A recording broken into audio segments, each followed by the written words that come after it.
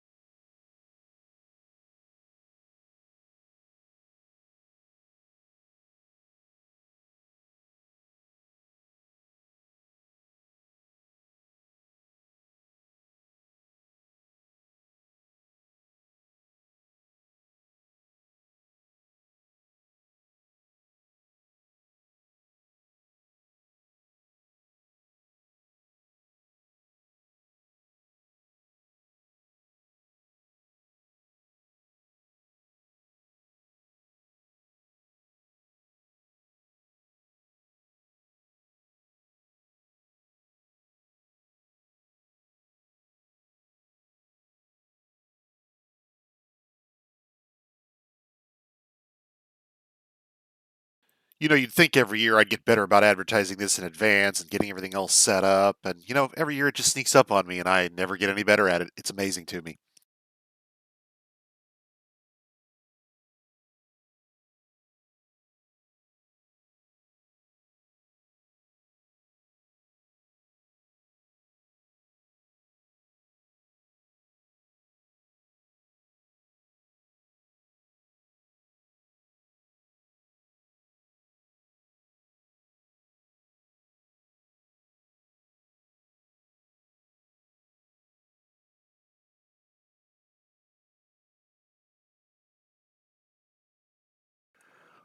Okay, let's get started.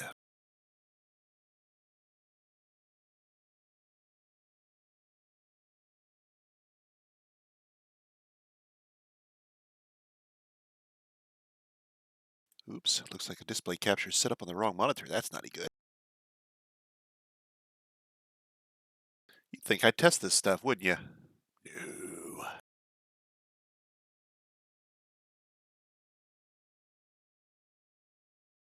Haha. Why didn't you use the primary monitor like I told you to? I don't know.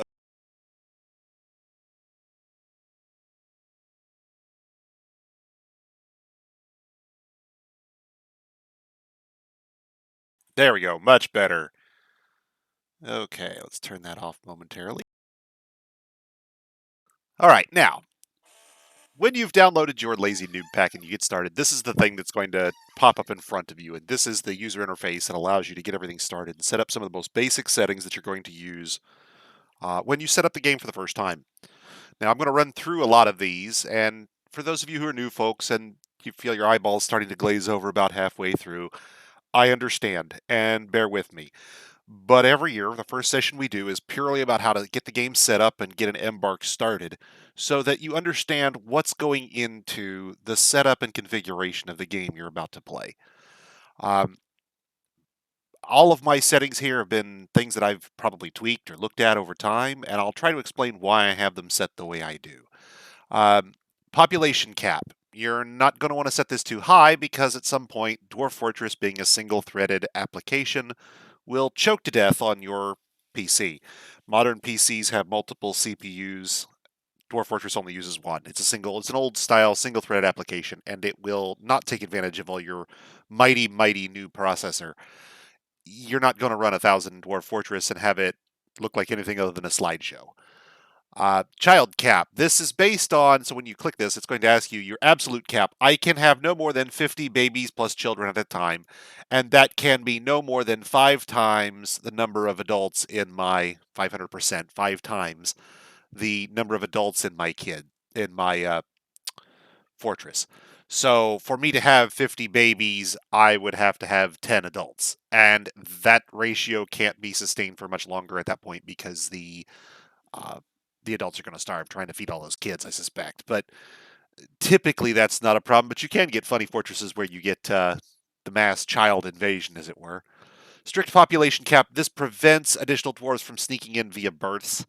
If you're going to run a fortress long term, it helps to set this fairly low above your population cap, but not too far above it. Visitor cap controls the number of bards and tavern goers and monster hunters who will come to visit your fortress. You'll want to keep this reasonable because with population plus visitors plus invaders, you start to get a lot of things on screen at once, and the more things you have moving around, the harder Dwarf Fortress will chug. Leave invaders on, you're going to want to have invasions or you're going to get bored. Temple petitions, this means at 10 they'll petition for the first stage of a guild, and at the second stage is at 25 members of that guild. So you'll have to keep an eye on groups of dwarves when we set that up. I'll get into that later. Guild size, same deal here. This is religious petitioners and this is guild members. This will cap invaders and monsters to a reasonable number. And while they are lower than our dwarves, keep in mind not all of our dwarves are going to be military dwarves. In fact, this default cap here will probably outnumber our true military dwarves by 3 to 1 or 4 to 1 easily. Most of our dwarves are going to end up being civilian laborers who are going to handle the production and consumption of commodities necessary to keep our fortress running. Cave-ins are whether you want your terrain to be realistic or not. Do you like it when terrain floats like Minecraft? I don't, so I have that turned off. It means you have to consider whether there's actual support. Now, Dwarf Fortress kind of uses funsics, if you will. A line of stone could stand on a pillar and extend out 200 tiles from that pillar and be completely solid at the far end with a dwarf standing on top of it or a giant standing on top of it. You can build your entire fortress atop a column comprised of a single bar of soap. It's doable. Cave-ins happen when the terrain is completely unsupported, a la floating. Anything less won't cause a cave-in. Temperature, leave that on, otherwise your magma won't work and your winters aren't cold. Weather, do you want to have rain and snow? Yes, you do. Entomb pets. Now, this is on by default, but I normally turn this off. Now, what this means is, let's say a dwarf has a favored pet and they die. By default, this will chew up a coffin in your cemetery. Now, I'm not averse necessarily to entombing those treasured guard dogs who ate the goblin invasion for us, but I don't necessarily want to have each and every little guinea hen that some obsessive dwarf adopted thrown into my coffins and chewing up all my graveyard space. So I turn this off by default and then entomb those pets who might be worth it. Artifacts are whether you'll have dwarves producing strange moods. We'll get into strange moods much later. This is a feature that is specific to dwarves, and frankly, Dwarf Fortress loses a lot of its flavor without this. I'd leave this on. Aquifers. Now, in older streams, I used to turn aquifers off very intentionally because heavy aquifers could ruin your fortress and make it very difficult to get to stone. For a new player, an aquifer is a heavy aquifer in particular is a significant challenge to understand what you're facing and how to deal with it. Aquifers can flood your fortress. Simply put, it's easy to create the situation that floods it simply by digging through or into the aquifer space. For those of you who aren't familiar, Dwarf Fortress uses a relatively realistic-ish geography model in geology model. So its stone layers are somewhat realistic-ish. That is to say, stone that can contain an aquifer in the real world can generally contain an aquifer in Dwarf Fortress as well. And aquifers in the older versions were pretty much universally, well, they were a pain. They're useful if you know how to deal with them and you're willing to expend the effort, but for me, they were more of an optional feature because, frankly, dealing with them in every fortress was just a nuisance, a pain in the butt, something I didn't want to have to deal with for purposes of my gameplay. So I leave them on in the modern version, however, because Toady has separated out light aquifers and heavy aquifers, and light aquifers preserve the benefits while reducing the risks that a heavy aquifer poses. Heavy aquifers are still just as dangerous as they were before, just as problematic as they were before. Light aquifers, however, tend to be in the very useful category, something that I do want to have in my fortress so I can take advantage of them. Gray's coefficient. This is scaling the grazing fodder necessary for animals, and it goes across the board. 100 is normal, it's like a percentage, so you can scale down how much food a grazing animal needs. If you intend to raise 100 elephants in your fortress, you're probably going to have to modify graze coefficient, simply because it's very difficult to keep enough pasture space available for that many elephants. Starting labor skills. Okay, so this is when migrants arrive at my fortress, they will have the labors turned on that they are skilled in. So if they arrive able to do masonry, masonry will be enabled. Now, I leave that on in case I'm distracted and can't deal with a migration wave immediately, but we will quickly adapt the skill of all of any migrants who arrive. We won't leave them on their default skills for very long. So this is more of a stopgap just to prevent me from missing out and leaving dwarves completely idle for months at a time because I haven't noticed I have migrants. It doesn't happen very often, but it could. So let's run through the rest of these tabs up here and kind of explain these other options here. Now, we're going to start out, and I'm going to use the Vetlinger tile set we started out with in our last stream last year. Um, if you have a larger display, this tile set may be great. If your display is on the smaller side, you may want to use one of the 16x tile sets instead. They're a little smaller in terms of their tile size, and they fit better on a smaller resolution monitor. And Valdemar, welcome aboard, bud. Welcome back. Um, I have in prior streams used Phoebus. I love the Phoebus tile set. It's nice. It's clean. It's effective. It lets me see what's going on everywhere without being confused about what things are. Um, it has an almost. It feels very Super Nintendo-ish, despite the fact that it's not really that art style or that pixel style. Um, But fortunately, I have a slightly larger monitor than I did in prior year streams, so I can kind of take advantage of the 32x tile set. Now, this might be problematic for you viewers at home, and I apologize in advance. So we may change up tile sets later on. If it doesn't work out for you in those first couple streams, don't worry. We'll be changing around some of these others to display them and kind of show them off. Now, if you change tile sets from the default to anything else, make sure once you've installed your tile sets that you click here. Don't just select it. You have to make sure you install it. Um, that will update several settings in the raw files. We'll cover the raw files here in just a moment. If you've already progressed your game at some point, like you're switching an existing game, make sure you update your save games as well. That will update your existing saves to use those graphics. Dwarf Fortress's raw files are specific to the save in which they are made. That is to say, the configuration goes with the save. So you could have different save games running on completely different configurations of the game, using different tile sets for graphics, the entire 9 yards. There are only a handful of settings that are actually used across the board in terms of overall game settings. But once you get down to the actual world configuration, things like materials and items in your world and the types of races and that sort of thing, all of that goes with the save, and that includes the graphics. Um, Liquid depth. If you leave this on, it allows you to tell how deep water is at a glance. I find this incredibly useful, but it can look a little janky in like screenshots, for example. So if you're wanting to take a pretty picture of your fortress and you've got a nice liquid moat made out of magma and you don't want it to look like a giant pile of sevens, then you probably want to turn this off briefly while you take your screenshot and then turn it back on so you make sure your magma doesn't overflow. Varied ground just makes things look a little more pretty. Hide engravings makes all of our engravings look the same. This is for me. It keeps, if you play on ASCII in particular, your walls will take on different appearances, different symbols based on the engraving that they have. Hiding them there makes all engravings look like a standard engraving marker, and if you want to view the engraving itself, you still can, but you're not distracted by trying to figure out whether that's a wall or a creature or something else. Showing improvement, likewise, will have little symbols in the name that will show the quality of the items. Leave those things on. These are all good features. Now, by default, we're going to set up for print mode TWBT. Text will be text.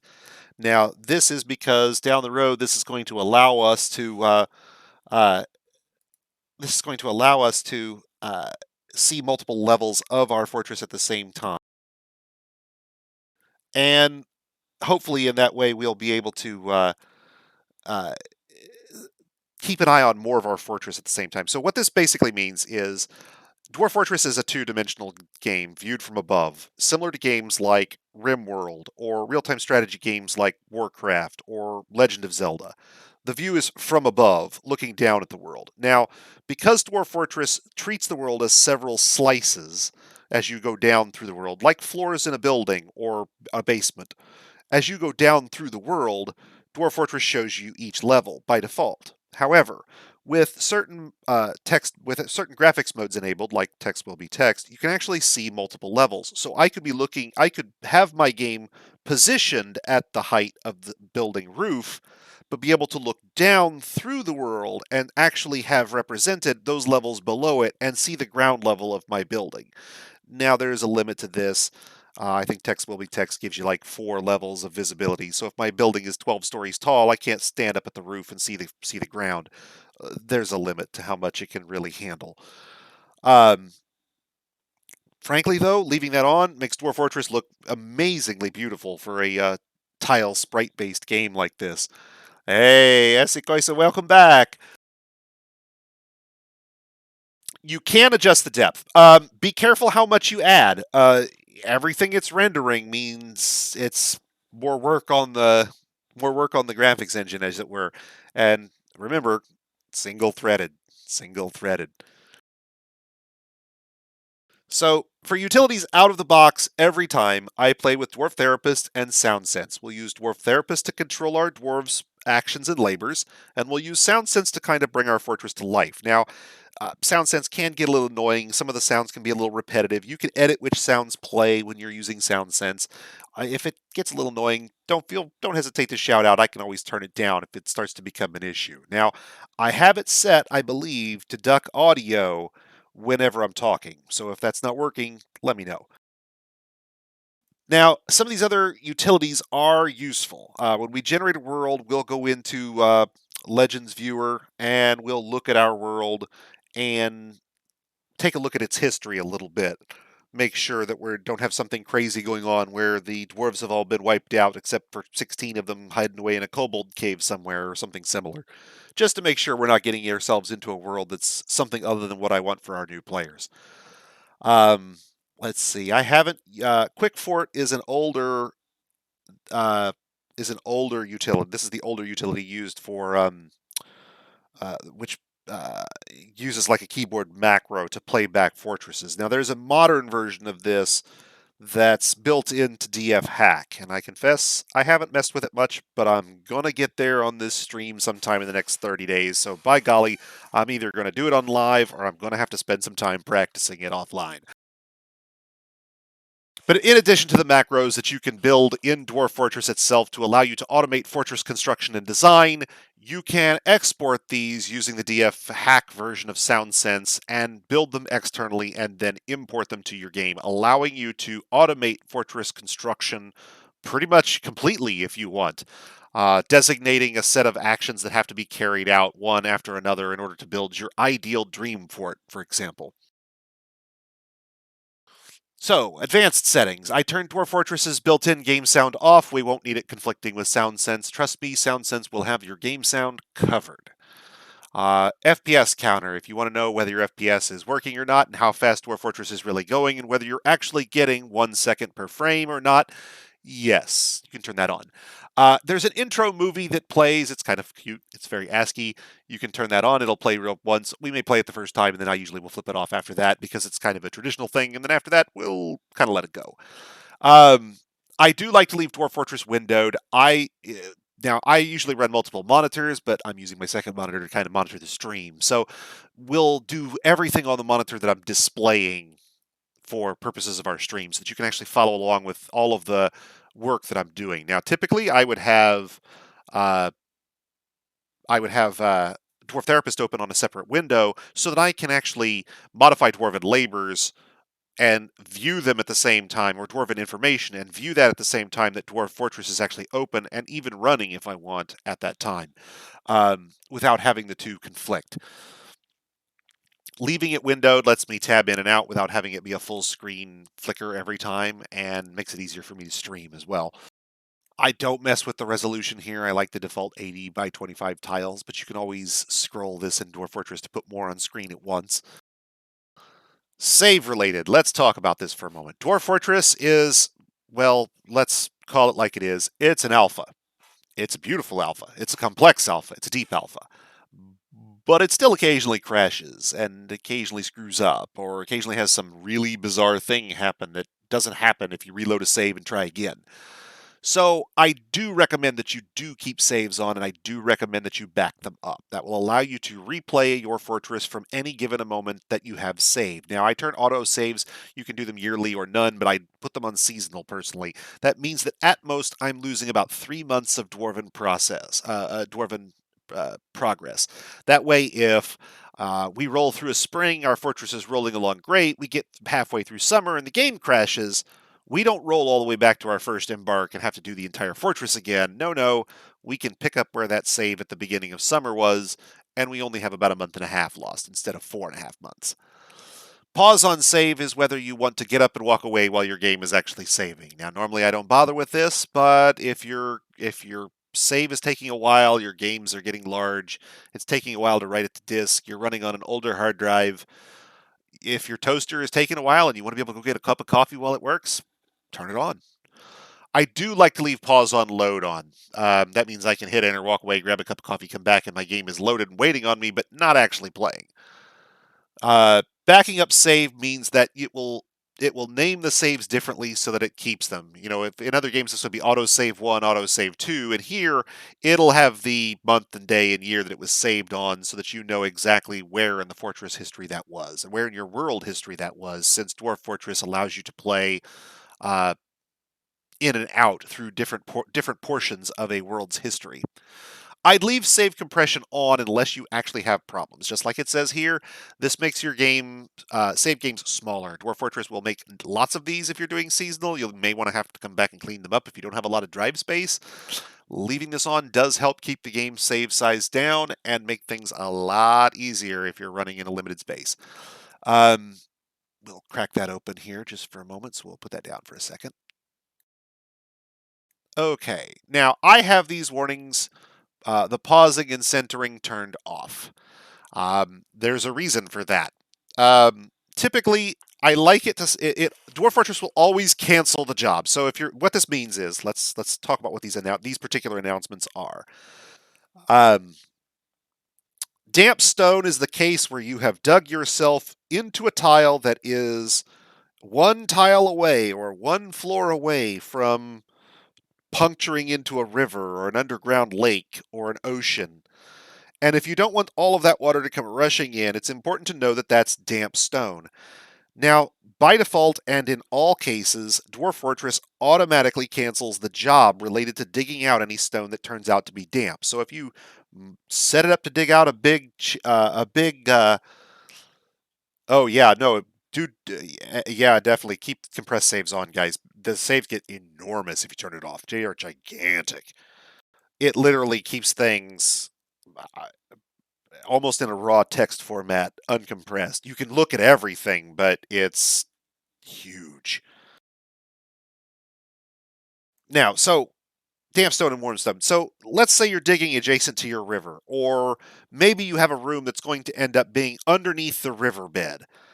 All of the stone directly below the river is automatically damp, even if it's safe to dig it completely out. The game is simply letting you know that you're adjacent to where there's someplace that there's water, and in order to kind of keep you from flooding your fortress by accident blindly. Now, it will disable that job, and that's great, because that means when I come back later and I look at why that job isn't done, I'm going to see that the stone is damp, and I'll know why it was disabled, and we'll be okay with that. But by default, it also pauses your game and jerks your camera view to look at exactly which tile job was being canceled. And it does this for each and every tile that you've told it to dig out. So if you tell it to dig out 300 tiles that are damp or warm, every time a miner digs one out or finds one, it's going to go, oh, look, finds that one of the tiles that you've set to be dug is damp or warm. It's going to go, oh, I have to pause the game and recenter your view to that tile I just found. And look, it's damp, see? and then you have to unpause it and go back to what you were doing. But before you can actually get that far, the miner will have mined out another chunk of stone, and the game will immediately drag your camera right back to where that damp and warm stone was and show it to you all over again. This is infuriating. Absolutely mind-blowingly annoying. Now, if you're doing something crazy, maybe you want to have your camera view pulled back automatically.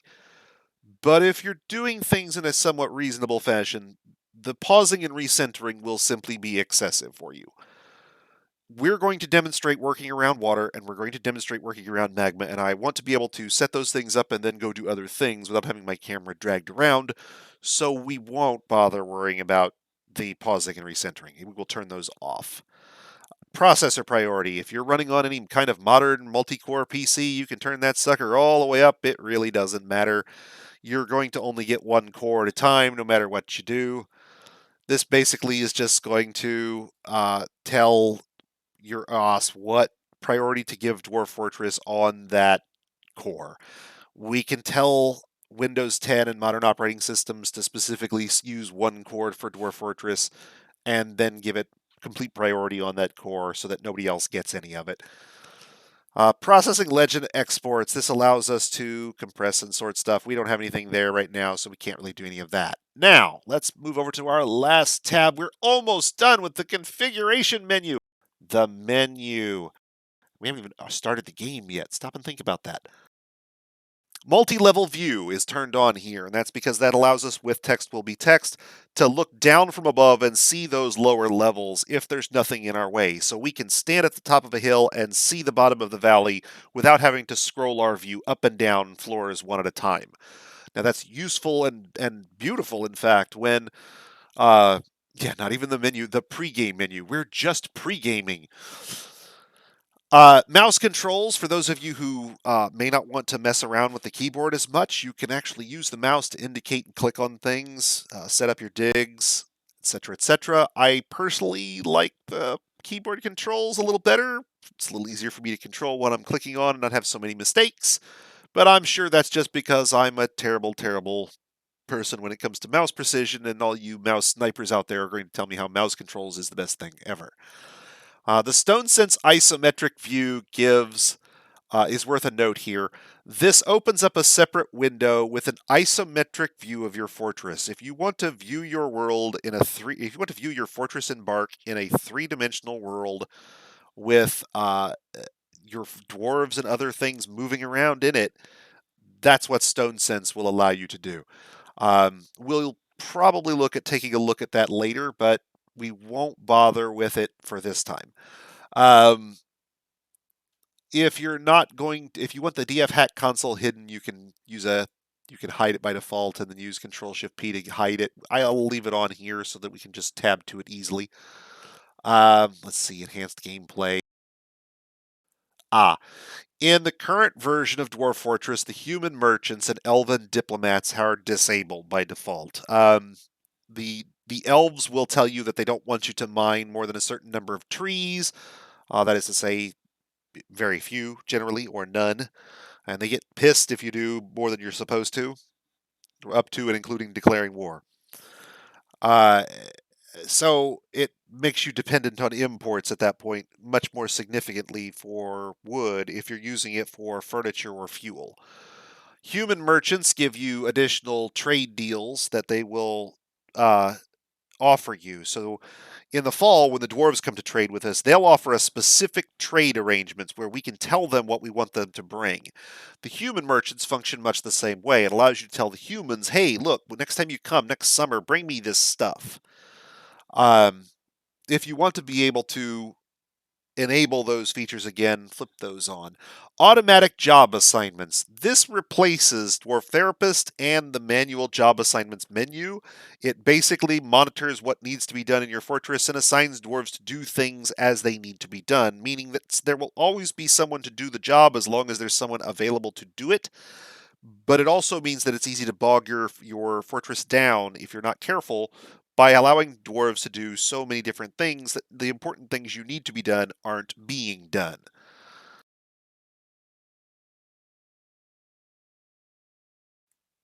Auto nest box in burial. I don't normally use these. Welcome back as well, Goblin of Gygax. So I don't normally use these, but auto nest box actually can be really nice. Um, Basically, it allows you to set up pasture spaces over your nest boxes and assign your birds to them automatically. If you're going to set up pasture spaces that limit pathfinding, and we'll talk about pathfinding later along with a bunch of other stuff, then auto nest boxes can come in handy. I don't normally bother with these. Let's see. Uh, Performance tweaks will run later. My hardware's newer. That's not such a big deal for me. We'll be able to handle a fairly sizable fortress. If, however, you notice that in your fortresses you tend to bog down much earlier than you'd like. If you'd like to run larger fortresses or run them longer or have more items in them, then these performance tweaks will help Dwarf Fortress not use so much CPU and get a little more out of the engine, as it were. Now, believe it or not, oh, and make sure DF hack is on. Even if you're not going to use it, put it in the background, minimize it, don't think about it, but leave it on. DF hack is sort of the third leg of the stool when it comes to playing Dwarf Fortress for me. Uh, Dwarf Fortress is a beautiful work of art in terms of games. It's easily one of the most complex colony simulation games out there. But the developer is currently working on, at this point, getting the content in the game, which I support. And the interface is rudimentary. Now, with the Steam update coming, that might be changing for the better here soon. But currently, there's a lot of functionality in the game that's made easier or more effective using DF hack. Um, we will use some of these tools like Auto Butcher, for example, to control our animal populations and keep them under control automatically without requiring tedious micromanagement of our breeding program for birds and dogs and cats and donkeys and pigs and whatever else we're slaughtering. Even if you're not going to use DF hack is something I would leave on in the background, and when you decide that maybe you should take a peek, it'll just be there waiting on you. Out of the box, it's pretty much harmless, and it's one of those things that I really don't like to play Dwarf Fortress without. Now, Dwarf Therapist, back here in the utilities section, is an absolute must-have for me. I do not play Dwarf Fortress until Therapist has been updated to work with the modern version. The current labor map, setting your dwarves what they can do, their current labors, is hugely key press heavy, and I work on a keyboard all day. So when I say keyboard press heavy, I mean I have hands like hams and do not fear any carpal tunnel. And I'm telling you, that menu makes my fingers and arms hurt. So Dwarf Therapist will be how we'll get around that. You could also use the automatic labor assignments, automatic job assignments here to get around that as well. I probably won't even show you the default labor menu. It's that painful. Basically, you have to go in and out of several menus, and you have to do this for each and every dwarf you want to alter. Whereas we will set dwarves en masse using drag and drop and click selects, those kinds of things, standard modern Windows interface via Dwarf Therapist. I really do not play Dwarf Fortress until Dwarf Therapist is updated. It's that crucial for me. Um, Sound Sense is nice to have. It will help you keep an ear on what your fortress is doing, even if you're not able to follow each and every announcement. Now, in later fortresses, some of the announcements, like sparring, can cause a lot of sound spam to the point, perhaps even of interfering with your fortress, with your ability to tell what's going on in your fortress, because all you're hearing is those sparring sounds. You can configure what sounds are available and what sounds play in SoundSense, not just the music, but the actual announcement tracking sounds that play sword clashing for training and battles, or chicken noises when your birds grow into their full adulthood. all of those sounds can be configured. So if something is eating up too much because you have too much of it in your fortress, you can disable that sound and not have to worry about it. Now, we've run through the gamut. We've done everything here. I don't mess with my key bindings, but if you want to work on a different keyboard, for example, keyboard layout, you may have to mess with those. Embark profiles, I just use the defaults. Whatever they're kicking out today with the Lazy Noob Pack. And I want to give a shout out here to the guys who developed the Lazy Noob Pack. You guys deserve serious props. The about here, these guys here, yeah, let's call it out like it is. These guys here, they are a big help in getting new players to help understand Dwarf Fortress. It's not that it's impossible to set up all of these utilities without the Lazy Noob Pack, this starter pack here. But this streamlines the process so much that you can drop it into place and get going with just a few button presses instead of having to worry about configuring each and every individual utility over and over again. It allows you to import your saves into later games if they're compatible, for example, just moving them from one folder to another. They seriously deserve some props. But that's not why you came. What you came for was Dwarf Fortress. So let's get that started. Now, that was a lot of Windows spam, so let's go through these and get rid of them. Dwarf Therapist is going to tell us we haven't loaded a fortress yet. That's okay. We'll just minimize him. We'll use him later. Sound Sense will be up here, and it will be playing sound, if we had any. Our intro movie's over here playing, and I can't even see it. Dwarves fight. Dwarf mining.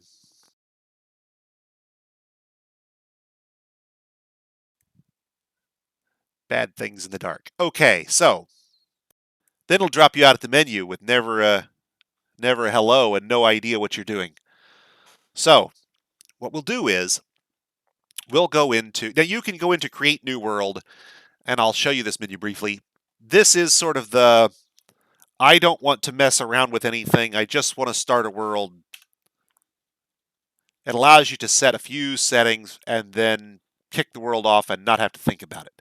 If you don't want to deal with the advanced world generation settings I'm going to go through tonight, you can do everything that I'm doing with Create a World. You won't have quite as much fine-grained control, but you'll have a world a whole lot faster than we're going to have tonight. So if you're just looking to actually get started and play, this is a fine way to just go ahead and create a world real quick. I do recommend a couple of things here. Keep your world on the smaller end, especially if you are running an older hardware rig. You don't need a giant world. The reality is that if you don't like what you're getting in your world, or you can't find a place to put the fortress you want, start a new world. Don't try to make the world bigger to fit more stuff in each world. Generate more worlds. History. You can run a really long history. That's fine. But keep it longer than very short. If you don't run at least about the amount of a short history here, it's difficult for the game to generate certain threats for your dwarves, like necromancer towers, and the goblins don't have a lot of chance to spread out, and civilizations don't have a chance to branch out much and meet one another. So you end up with sparse neighbor networks and fewer things to actually experience and do. Number of civilizations. If this is really high and you let your history go really long, it can be hard to find places to embark. Maximum number of sites keeps the number of places, cities, towns, and such to a reasonable number. This helps with the problem that I mentioned where the civilizations in the history maximized get big, but really long worlds where nobody spreads out don't feel quite as natural. So keep all of these reasonable. Beasts, if it's up high, large beasts here means things like dragons and giants and large, really threatening things. Turning these up means that civilizations may be defeated or destroyed by them early on in world generation before they ever have a chance to show up in your game. It also means that there may be more of them available for you when you actually start, depending on how long your history is run, out there to slay. If you're playing in adventure mode, for example, and you want to be out there slaying those legendary beasts, well, you're going to have legendary beasts to slay. Savagery we'll get to later, but the gist is that the more savage the world is, the more often you're going to have giant animals and animal-men creatures. Low savagery means you're less likely to have those features present. It also controls. I don't want to say things like like the dangerousness of your biome, but to an extent, yes. Um, but only to a very limited extent. Mineral occurrence. Now, this means basically how much of a given type of mineral that appears on your site do you want to have available. If you turn this up and you embark on a site with copper, you're going to get more copper. If you embark on a site with iron, you're going to have more iron. Um, this basically makes minerals available more commonly in the world or less commonly. If you want to have dwarves dealing with wooden implements and they can't find anything to make steel unless they kill goblins, take their stuff and melt it down, you can set this down to very rare, equip all your dwarves with leather and bone, give them all wooden implements, and watch them all die trying to get their first piece of copper axe. But you can use these settings very generically to get a world up and running really quickly. We won't do that tonight. Tonight, we will go into designing a new world with advanced parameters. Now, this gives us access to everything we just looked at. Everything we just looked at. But we'll have access to it directly on a much finer level. And it'll allow us greater control and greater reproducibility of our results, allowing you folks at home to do things like generate the same world I'm going to generate, set your settings the same way I do, and end up with the same world I get, allowing you to potentially embark on the same site I do and get the exact same start that I have here tonight. So we will set this to use all of these seeds. Now, the reason we're going to do that is so that we can force reproducibility. Now, when you do that, you need to go back and specify your seed text. What we put in here will get us reproducibility. Whatever we put in, that's what it's using for the seeds. So we're just going to use day one since that's our our stream today. We'll go ahead and set all of those to the same setting. Now, if you use different seeds, that's not a bad thing or a wrong thing. I'm doing this just for convenience and simplicity's sake. You can set these seeds individually to whatever you like. Now, what this means is, for example, if you use the same generic seed I do, but you use different history, name, and creature seeds, you will get different legendary beasts. They will be named different things, and your history will proceed differently than mine does. You could end up with your cities in different places. You could end up with your races evolving differently. The goblins might take over the elves or whatever. If you use the exact same seeds I do, you'll get the same world. Which seeds you differ on will determine which things your world differs in. Creature seed controlling things like your big creatures, names controlling the names of your cities and places, history controlling literally the sorts of events that occur. If you want to literally be able to follow along with what I'm doing, you'll need to be able to use the same seeds. Now, embark points here, we're going to leave that as is. End year, I'm going to run at most 200 years of history. Now, but by default, I think this is out at 1050, 1050. There's nothing wrong with running your history that long. Keep in mind, world generation will take longer and longer the longer you do it, and there will be more things in the background that the game has to keep track of if you run world gen for longer periods of time.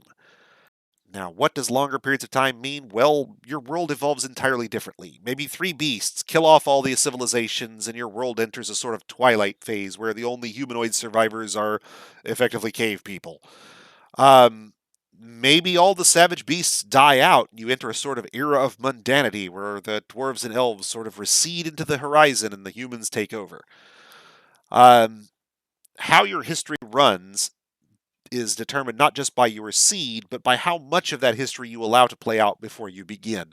200 years will give us plenty of time for necromancer fortresses to get started and running, give the goblins a chance to branch out and declare some wars on some people, give the kobolds a chance to have some legendary artifacts that they pilfered from some incautious dwarves that one time. Whatever your preferences are, you can set this to them. Now, personally, I don't like to run too much history because I like to keep my worlds relatively manageable. 200 years gives me enough without going overboard. Population cap after Civ creation. People in your population, this keeps things under control. I think 15,000 is the default by default. Site cap after Civ creation, how many sites you can end up with. Percentage of beasts dead for stoppage and year to begin checking Mega Beast percentage go together. If 80% of my giant beasts die out, World Gen will stop. If that happens at year 125 in this seed, my world won't run out to year 200. It'll just stop. That means that I'll have some major beasts left alive when the world starts. If you don't care, you can set it to 100 and they'll just run all the way out till they die. And it'll stop you the moment they all die. If you don't care, set it to -1 and I don't think it checks it at all at that point. I think it just runs along and cares nothing about the beasts at all. Year to begin checking Mega Beast percentage means that if 80% of the beasts die out in year 1, it doesn't stop. It will run out to a year 100 before it starts checking. But at year 100, it'll notice that those beasts are dead. Typically, they don't all die before year 100. Maybe you get a super aggressive necromancer on a pocket world and he just goes rampaging around the place with experiments and zombies and pilfers the world for all that it's worth. But normally that's not a problem. Unimportant historical figures. If an unimportant historical figure is culled, they will show up in your world as something like unknown person or unknown creature because they just weren't worth writing down. When Jack and Jill go up the hill to fetch their pail of water, it's only the one day where they fall that you paid any attention to them. And if Jack was able to get that last day of the year done, nobody wrote down the other 364 days, and they wouldn't have written down the 365th either. He would have gotten culled. But if they do something noteworthy, become a leader of a civilization, father lots of children, one of whom maybe goes on to become somebody important, if they're involved in a war, if they kill people, they start to become noteworthy, and at that point they stop being culled. If you want to keep your legends small and not so verbose, culling helps you do that. If you don't care, you can turn it off. And all of your people, right down to the last slime-covered toadstool, will be named in your world's history. The encyclopedia will be substantial. We'll leave it off for now. We're not going to run so much world history that it matters. But if you're going to run out 10,000 years of world history, potentially, culling may start to be really useful to you before you're done. Reveal all historical events. Now, this is, are some events known to everyone or not? Is the history of your world written down for everybody to know exactly what happened, even if there were no witnesses other than those who were involved? I turn this on because, frankly, I want to give my engravers neat things to engrave, and if they haven't heard about that necromancer who did that thing that one time, they can't do any engravings on the wall of him. If they don't know about some dwarven artifact that was created in times of yore because, well, nobody's ever come around and told us about it, then they can't put that engraving on the wall. If they don't know about the civilization 2 doors over, they can't talk about meeting them, or beating them, or eating them.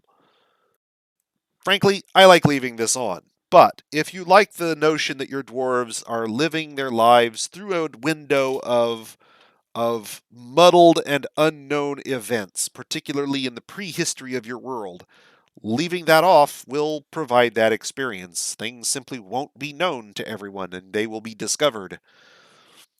This gets us into a whole mess of settings, and this part's going to be involved. So bear with me here for a moment. I'm going to take a drink and we'll get started.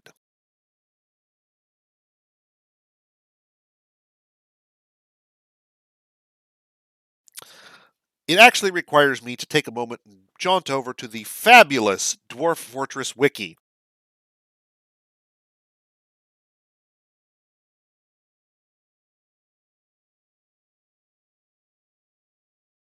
Dwarf Fortress Wiki. Ta-da! Okay, the reason you'll come out here is for this article in particular. Biomes. Dwarf Fortress does a lot of simulation of biomes, but the part we're here for is actually this chart right here. Now, this matters because everything we're going to do Rainfall, drainage, elevation, everything we do is going to control what we get. So, if we want to have our world encouraged to create more sandy deserts, because maybe we want to build a fortress in the middle of the desert so we have infinite sand everywhere we look for glass. We envision this whole goblins staggering towards our dusty, sandy fortress and then realizing that we've laced the entire surface sand dune area with traps of glass saw blades that spring up out of nowhere and bisect them cleanly. Wanted to have that fortress built. Maybe you just like the notion of a red sand desert with green glass traps everywhere because it's Christmas or something. Who knows? You can control that. You can encourage your world to create sand deserts by encouraging the world to have areas with low rainfall and moderate to low drainage. If you want to have your fortress built in a forest, or you want to encourage forests to be larger in your world, encourage your world to have higher drainage and larger rainfall, and the world will tend to skew towards those biomes.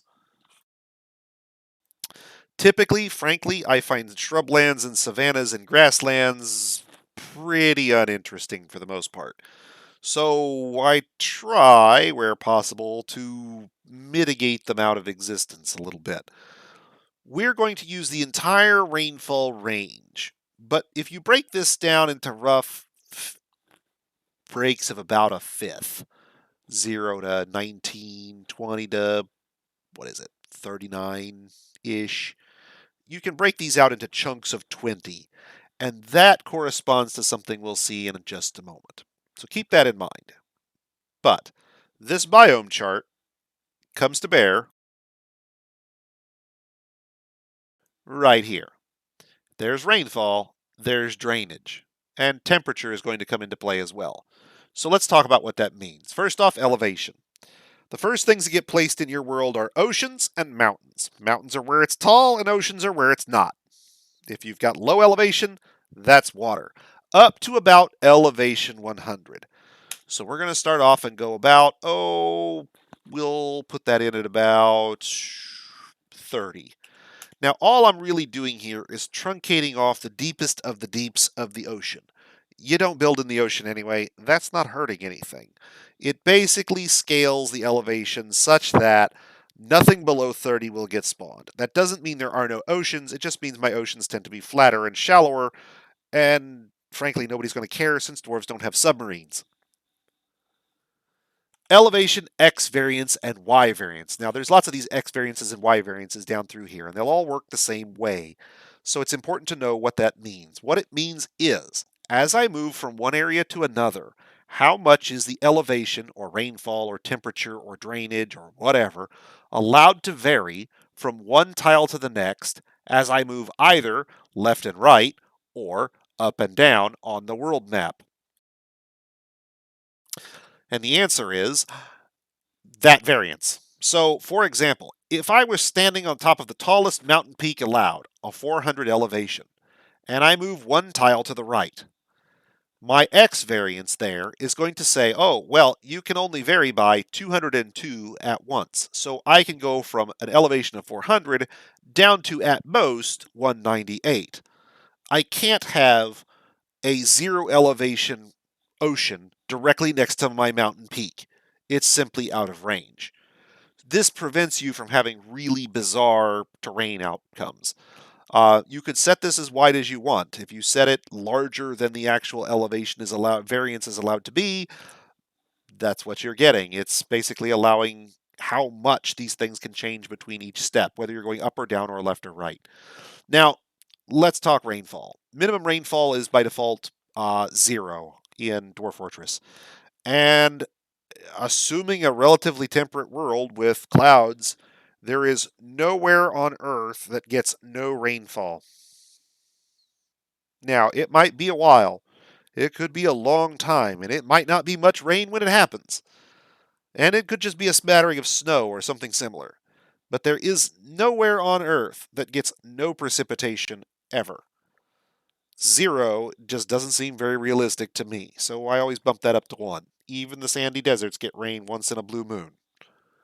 Now, you might go months and months without seeing it. That's realistic. But you're eventually going to get it. Rainfall X variance being this wide means I could theoretically have a really rainy forest right next to a really not rainy desert. That's not particularly realistic, but it can provide for some interesting forests where you're building in a desert, but you have access to broad swaths of wood and lumber on site. Temperature. Normally, I don't mess with this too much. If you set this really crazy, you can have your dwarves burst into flames and melt down the moment they arrive places, and make your world into a giant hellscape. If you don't want to have uh, glacial areas at the poles, if you want to make sure that your areas are always in a sort of perpetual summer, they never get too hot, they never get too cold, your winters are never freezing, your summers are never scorching, you can control your temperature range that way, this way. Again, X variance determines how much those things could scale apart. Now, notice that the variance here is larger than the actual range between these. It's only 50 degrees between them, and I allow a variance larger than that. Basically, it can go from 75 all the way down to 25. Bang, one go. Drainage. 0 is necessary here. Certain tiles actually are treated as 0 drainage, and you won't have them if you don't turn that on. Um, things like obsidian has no drainage.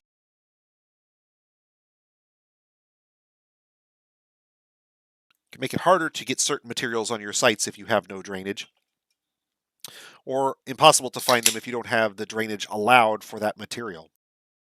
So normally I wouldn't mess with those. And remember, this goes back to that biome discussion. Drainage is right here. If I turn my minimum drainage up to 33, no sand deserts can appear in my world. Drainage goes beyond that. I would effectively truncate out all sand deserts, all marshes, and all swamps. And most of the grasslands and savannas would also get truncated out as well, because it would cut off right here where this line is. Now, I like marshes and swamps personally. Um, they're abundant in wood, they're abundant in soil layers for me to build grazing areas for my pasture animals in. I'm that Swamp King out of Monty Python. I'm going to build my 4 castles in a swamp. And the 4th one will stay up.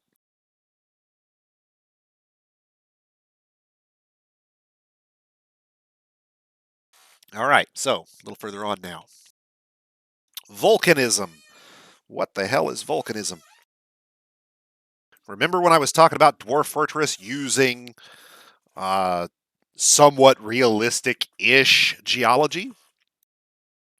Well, if you want to have magma extrusive and magma intrusive and metamorphic stones and all that good stuff, volcanism is where it's at. If your volcanism is 100, you have the likelihood and the possibility of finding volcanoes. If your volcanism is 0, you might find flux for making steel. If you cut off those minimums and maximums, you may make it harder to find the features that you like. So generally speaking, I don't mess with those. But if you want to eliminate all flux stone from your maps, or if you want to hard force everywhere in your world to be a volcano, you could do it this way. Keep in mind that that can make living or building your world hard or impossible. We'll get into map rejections here in a minute, but uh, given that control, you can force things to be volcanoes everywhere. Savagery. Now, we didn't talk about savagery yet, but it kind of plays hand in hand with the biome discussion.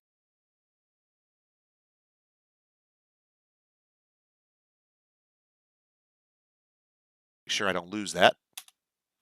Okay.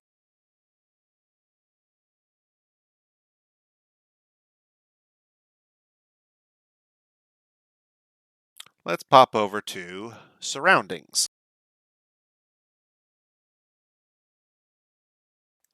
This is kind of the other half of biomes, right? Biomes and surroundings. Neutral, evil, good, and how savage, benign, neutral, or savage. So there are effectively 9 buckets that a given fortress could fall into, or a given forest, could fall into. You've got this big chunk of woods. Is it an evil forest? Is it a happy, good forest? Is it really savage? Is it really calm? What does that mean? All right. Neutral areas are exactly like it tells you, pretty much like modern Earth. There are animals, there are plants, they work just like you'd expect. Good biomes tend to have some of those fanciful creatures of yore that are good. Unicorns and satyrs and those sorts of things tend to be good. There are not generally many changes between benign good and savage good. You'll get some giant animal men and those kinds of things, but it's not a whole lot more dangerous one way or the other. Now, when you start talking about neutral, there's a difference between calm and untamed wilds. Untamed wilds can have lots more of the big animals, and calm tends to be much more like, well, Earth. Evil deserves its own mention completely separate. Evil regions are completely different beasts than everything else. You could embark in a savage a savage good or a savage neutral biome and never think twice about it. That's an everyday thing for dwarves. But anything evil, even benign evil, is an entirely different beast.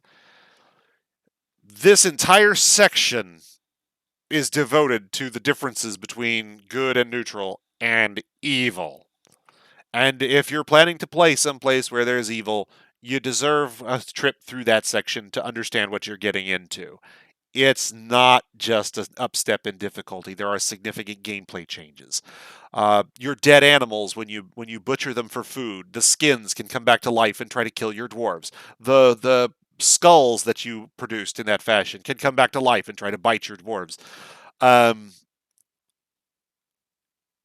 things you find in terms of creatures can also generally be more dangerous. Evil biomes can have ferociously awful weather, like dusts and rains that turn your dwarves into undead directly, as in toxic presto, you're an undead sort of syndrome. Congratulations, all your dwarves are now zombies. And hey, look, they're now fighting all the dwarves who aren't zombies, and you have a civilization cascade. It really can destroy your fortress in the blink of an eye if you're not sure what you're getting into. I do not recommend evil biomes for new players. In fact, to be honest, I generally don't recommend them for fun in the traditional sense. If you're looking for a challenge or you want to put your dwarves through a bit of misery, by all means, have at it. But it's not the place that I would generally suggest building a fortress for long-term habitation. More of the thing that you do once you've got your feet under you and you really want to demonstrate your skill with a challenge. Savage biomes get those giant and giant humanoid versions of things. They also get whipvine, which I love. The giant desert scorpion has alas been removed. Sob, sob. But note this here: if you can't place civilizations, you can't do anything with that. So you'll get elves, but no dwarves or goblins if they can't find places to put them. So let's talk about that for a minute. Let's go back here. I turn up the minimum savagery a little, but I don't turn it up so much that it eliminates the bottom end. There are 3 categories of savagery, and I want to make sure that there's at least some low savagery areas for my civilizations to set up in. I don't want to run the risk that I have too much high savagery area and my civilizations never form, my dwarves don't exist, and I can't actually play in the world. That sucks. Likewise, I leave the maximum all the way up. If I want to embark someplace that's really savage, I want to have the ability to do it. And I don't care if the column area is directly next door to the savage area. In fact, that can be all kinds of fun. Which brings us to mesh sizes. What is a mesh size? How does it work? Well, mesh sizes are literally brushes of tiles, groups of tiles. And this steps that variance around as you move. Now, weighted ranges say, well, how much of each one of these ranges do you want to have? So let's say, one moment. Gesundheit, I say. So weighted ranges are those biome categories again, right? only we could be for elevation or for volcanism or the like. And these are broken up from 0 to 99, right? 100 tiles, basically, 100 units of range. Drainage, rainfall, temperature, all of it. What this then controls is how much of each band you want to see. Well, I want to see a little more mountains and a little more midlands, let's say low but not super low, then I see everything else. So I can turn those up a little bit. If I turn them up a little bit, like say 2 to 1, what this means is for every one tile of these other things on average, it's going to try and place 2 tiles of these things. And it's going to do it in a tiny little 2x2 mesh. So rainfall, I like deserts. And I like swamps. And I want to have a little of the stuff in the middle, but I don't really care about the transition stuff.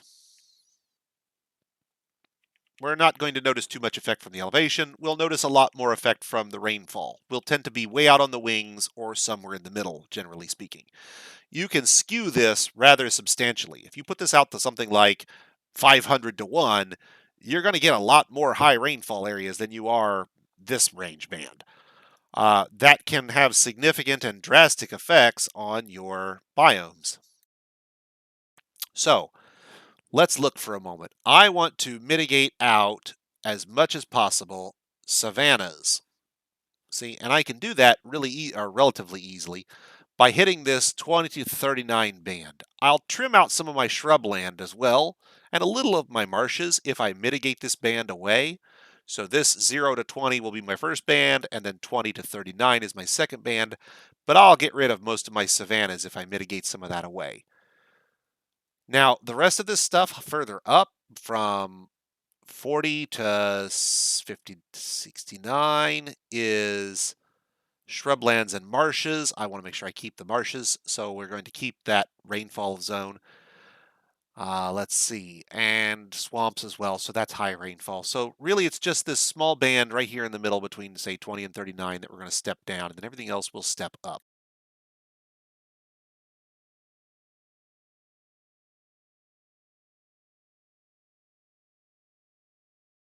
And that will tend to mitigate out most of our savannas and kind of trim that up a bit.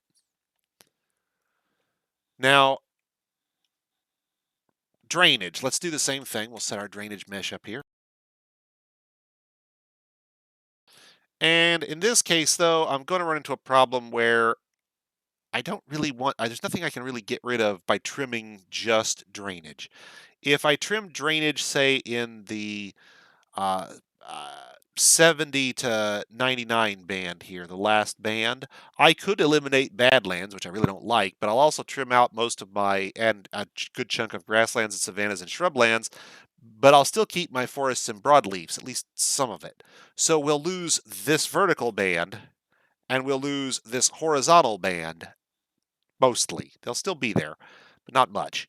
And we'll keep most everything else. So we'll have some marshes and shrublands, but less than originally, a whole lot less savanna, conifer forest and broadleaf forest, but not as much as originally, a lot less badlands, a lot less grasslands, and like I said, between the horizontal elimination and the savanna and the vertical elimination, we're going to get rid of a lot of this from our world.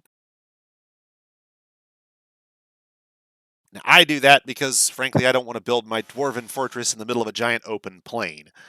Frankly, the swamp seems a whole lot more interesting to me than the giant open grassland. If I want giant and open and flat, I can go to a desert or badlands or something similar. So, drainage, we were going to mitigate out this guy, so we'll scale up all the others so that we get a lot more of those.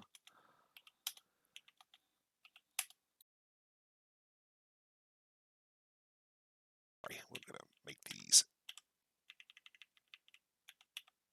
nice and big. There we go. And we're going to make sure we have lots of area for our civilizations to settle in and lots of area for us to put nasty, harsh fortresses in with plenty of savagery to go around. And we'll put a little more of the middle stuff in for those folks and things that like it. Temperature, same thing, but generally speaking, I don't really care about temperature. If it's climate is cold, it's cold. If it's hot, it's hot. As long as we're not doing something where we've got, you know, mercury temperatures and hellfire on the surface, temperature mesh isn't going to help you much. If you're in the south, or if you're at the poles, it's cold. If you're in the middle, it's hot, and in the between, it just sort of ranges about like you'd expect for a temperate world. Volcanism, we're going to turn this to do the same thing again. I want to have lots and lots of the stuff at the low end, and lots of the stuff at the high end, and a little of the stuff at the very middle, but not so much of these things in the middle. I kind of want the transitions to be pretty quick and abrupt. So you'll move from places where there's lots of fluxstone to places where there's lots of volcanism very quickly, with less of the area in the middle. And what area is in the middle will tend to be right in the middle, that metamorphic stone area, as it were. Poles, north and or south. No, we want north and south poles. Minimum mountain peaks.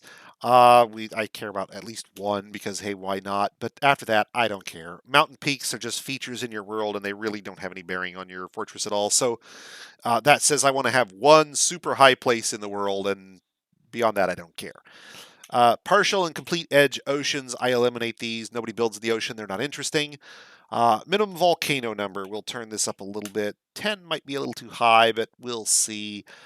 Mineral scarcity, 500 might be a little low, but we'll see. We'll poke at that a bit here.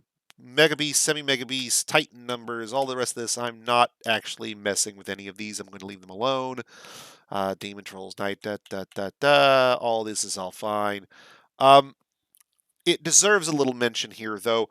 Demon types and boogeyman types and nightmare types, these are all different creature types of a similar category. So, for example, you could have demons made out of steam and demons made out of flesh and demons with, uh, made out of whatever. And these would individually be different types of demon. You could turn this up and have a complete panoply of demons, or turn it down. Yeah, demons made out of candy or anything. Who knows? I don't know what the limits are. I'd have to look. Um, Demons made out of apple tree wood, because why not? Um, Winged and scaled and flying and all sorts of things in between. And while it can get really crazy and in a fun sense that way, keeping it moderate means you have less of their types to keep track of if you are encountering these things in the wild. If I set this really high, the number of different types means I have to be really careful whenever I engage even one of these, because they will vary incredibly wildly from their neighbors, and there's no telling how they've been arranged. 22 of them means that there's a pretty good variety, but there's going to be a finite number of different types to deal with. Likewise, night trolls and boogeymen and nightmares and vampires and werebeast types. Do you have werewolves and were-elephants and were-zebras and were-jaguars and were-leopards, etc., etc., etc. If you only want to have one type, maybe your world ends up with were-elephants, or maybe it ends up with were-guinea pigs, but you only end up with one if you set this to one. Likewise, there could be different types of vampire curses. You could think of this like vampire families, but in reality, it's just different categories of means by which people were cursed. Um, Families of curses, as it were. Having a werebeast attack requirement means werebeasts don't show up quite as early.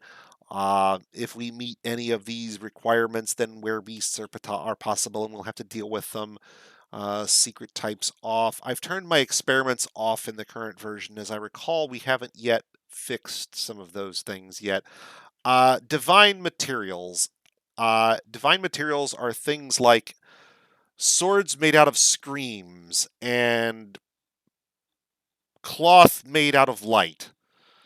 Divine materials are materials which cannot be created or replicated in the world normally, which are created in prehistory by those demonic and angelic figures that inhabit your particular world generation. You then determine whether those things have materials that are specific to those, and whether or not you want to have them in your world. If they don't exist, well, then adamantine candy, as they call it, is the pinnacle of material technology in your world. If divine materials exist, there can be categories of materials which are far even more exotic than that. Um, Frankly, I leave these on, but they can pollute and make annoying some of the item and material lists. So there is a good reason to turn them off. If, for example, you're going to go and tell your guys to use uh, metal armor as a good example, when you try to tell them that you want them to use steel armor exclusively because these are your finest warriors, when you go through to set that uniform up, there's going to be dozens, potentially hundreds of different divine metals that you have no way to access or get to that will appear in the list and you'll have to maneuver around them, despite the fact that you're probably never going to see them and they have likely no bearing on your fortress whatsoever. Whether you want to have them in your world or not is purely up to you. The chances of them actually bearing on your fortress in any significant way are fairly small, especially for new players. But leaving them on will show them in the menus and be annoying. So 6 of one, half dozen the other. For right now, I would turn these experiments and summons off. Um, Necromancy in the current version is, well, it needs a little bit of looking at. Having necromancers come and stay in your tavern and be completely fine until somebody drinks too much alcohol and dies, and then all of a sudden there's a zombie and it's attacking everybody. That's a thing. Um, and it's really annoying. So having these things kind of show up out of nowhere and populate your fortress, as it were, and then suddenly reveal themselves, it needs a little work. You, the player, don't have a lot of control over it at the current version. Good square count and evil square count. This is literally how much of these things you want to have in sub-regions, that is to say, not nation states, but like feature regions, mountain ranges, and forests comprise a region, and they can have sub-regions. Initial counts and final counts, this is down to how much of these things you want to have in your world when you start. And these can control rejections. So this is how much of your world needs to, how many regions of your world need to be hill regions, or grassland regions, or tundra regions, or glacier regions, or ocean regions. You can force your world to be rejected if it doesn't have enough hills, or grasslands, or oceans, or mountains, deserts, forests, wetlands. You get the idea. If you want to guarantee that you have these things, you can turn them on. If you set them too high, your world may be rejected because you can't meet that by virtue of the settings you have if they're conflicting. I'll get to world rejections in just a moment. Erosion Cycle is exactly what you think it is. Dwarf Fortress periodically erodes the world. Mountains get shorter and slopier rather than steep. How many cycles of erosion do you want to have? Minimum rivers start locations before erosion and after erosion. So after it's done all of its erosion. Periodically eroding extreme cliffs. Do you want to have those big vertical sheer beauties like Lord of the Rings, where you walk up it and it's just this straight wall going up into vertical? If you turn off the erosion, those extreme cliffs can be really extreme. Orographic Precipitation. Wow, there's a mouthful. Anybody know what that one means? Anybody out there have an idea what that orographic precipitation means? Anybody live near mountains and know what that means? All right, so orographic precipitation is what happens when clouds containing water reach a tall mountain range. Typically, the prevailing winds and those clouds full of water will approach from one side more than the other, and the side they approach on will tend to be green and lush because as they go over the mountains, they drop all their water and it runs down on that side. And then once they're over the top, there's nothing left to drop, and you get a desert versus the other side being lush. Now, that's not universal, but if the prevailing wind is decidedly unidirectional, think, for example, the jet stream in North America. If it's constantly one direction, east of the Rockies tends to be green. West of the Rockies, you get things like the Arizona areas and the deserts and the drier areas of California. The water tends to drop on one side, and the other side tends to be dry. That's orographic precipitation and rain shadows. If you want your precipitation fall to be natural, leave that on. Maximum number of subregions. I don't recommend lowering this, but if you want your world to be less patchwork and force it to be, turning this down or up allows you to control how patchwork your world is allowed to be, how many regions there are allowed to be. Um, Cavern layers, and there's a lot of stuff here. What is all of this? By default, Dwarf Fortress has 3 layers of natural caverns, as I start on the surface with a fortress, and I dig straight down like a drill shaft. I will intersect 3 layers of caverns, 1, 2, and 3 being the deepest. How many of these you have in your world is up to you, but if you eliminate all of them, there will be no underground plants or caves in your world, so I don't recommend doing that. If you reduce this number, the stuff from the lower caves gets dumped into whatever caves you have. So if you eliminate this down to Cavern 1 and Cavern 2, Cavern 3's stuff gets dumped into Cavern 2. Likewise, limit it down to 1, everything goes into one cave. Cavern layer, and that means the stuff that's more dangerous that doesn't normally appear into the deeper levels, will actually be there when you penetrate the caverns the first time. That can be interesting. Openness min, openness max, passage density min, passage density max, water min, water max. Control what you're going to see in your cavern layers. By default, openness controls how spread out and open your passages can become, how large they can be, rooms versus minotaur corridors. Passage density controls how Swiss cheese your caverns can be. Again, minotaur corridors versus broad swaths of unpierced stone. I don't normally mess with these so I can run the full gamut in a given fortress, but if you want to control how your caverns look, you can set your openness or passage density to affect how you get your caverns generated. Cavern layer water. By default, the minimum is 0. I set this to 1 for similar reasons to deserts, but not exactly. In caves, there are only 2 categories of cave, wet caves and dry caves, and that is caves with water 1 or greater, and caves with water 0. If your cave has water 0, you will have mud but no fungus, and underground plants may not spawn in your fortress. That's not to say you can't farm, but you'll have to get the seeds to do it, and you won't be able to have anything harvest naturally. And you'll have to do some extra work as well, making sure you water your fortress mud before you can actually farm on things. It can be a little annoying. I don't like dry caverns, frankly. I like having the colorful cavern moss, and I like having mushrooms in my caverns. So I make sure that all my caverns have at least some water. Now, a cavern level water, a cavern layer water minimum of 1 generates with maybe a single tile of water somewhere, and you won't care or notice it. A water level max of 100 means you could have a level that's almost or completely flooded. If you want to have open spaces that are dry, you're going to want to have area between these two. If you want to have area where there's no cavern plants, make sure your minimum is at least 0. Magma layer and bottom layer, leave those on. Z levels Z levels, and there's several settings here, need an explanation.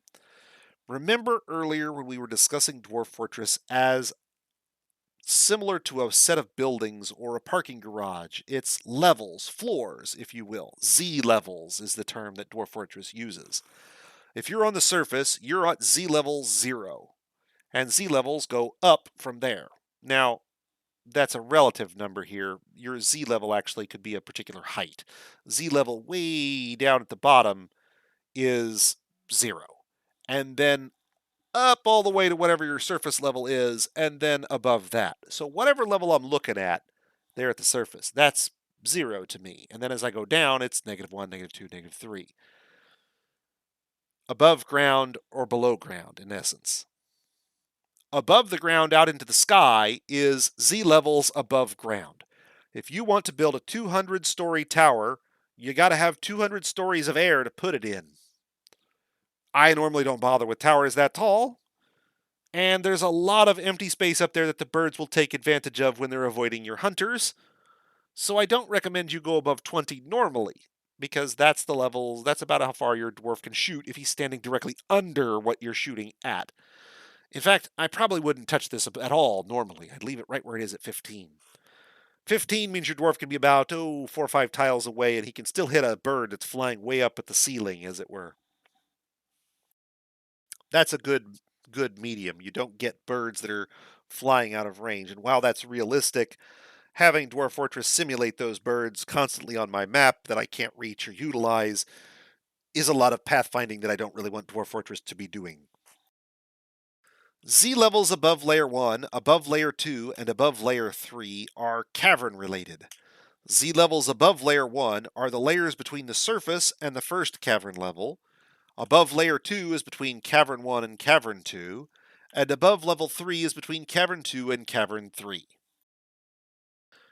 Now, this literally means the number of stone layers that you're going to get, or dirt layers that you're going to get between each one of these. So I set this first one to 15, and that's much larger than normal. But the reason I do it is that I like to have my fortress in one chunk of area. That is to say, I don't like to have the cavern interrupting my fortress by appearing right in the middle.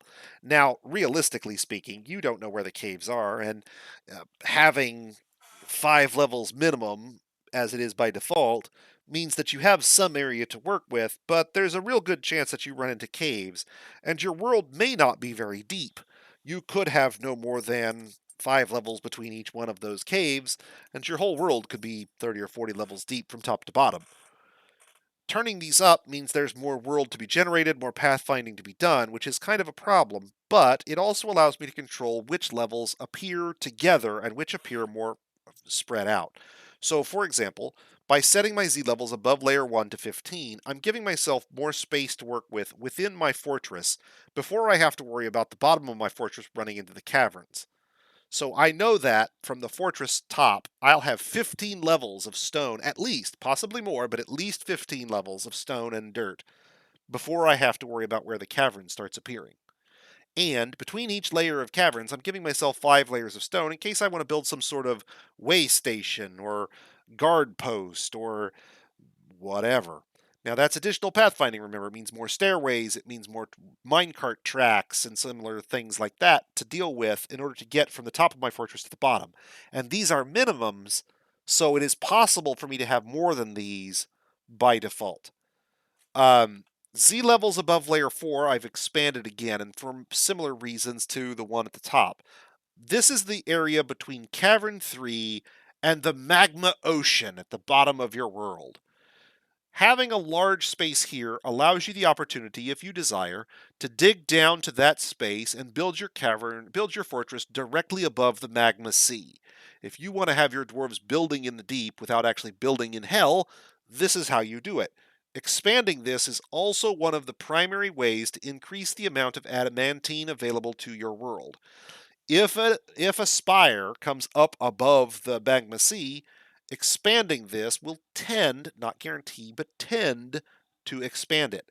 If that same spire hits the bottom cavern, expanding this will guarantee you an expansion of that because you will be increasing the number of layers that spire has to cross to reach that cavern layer.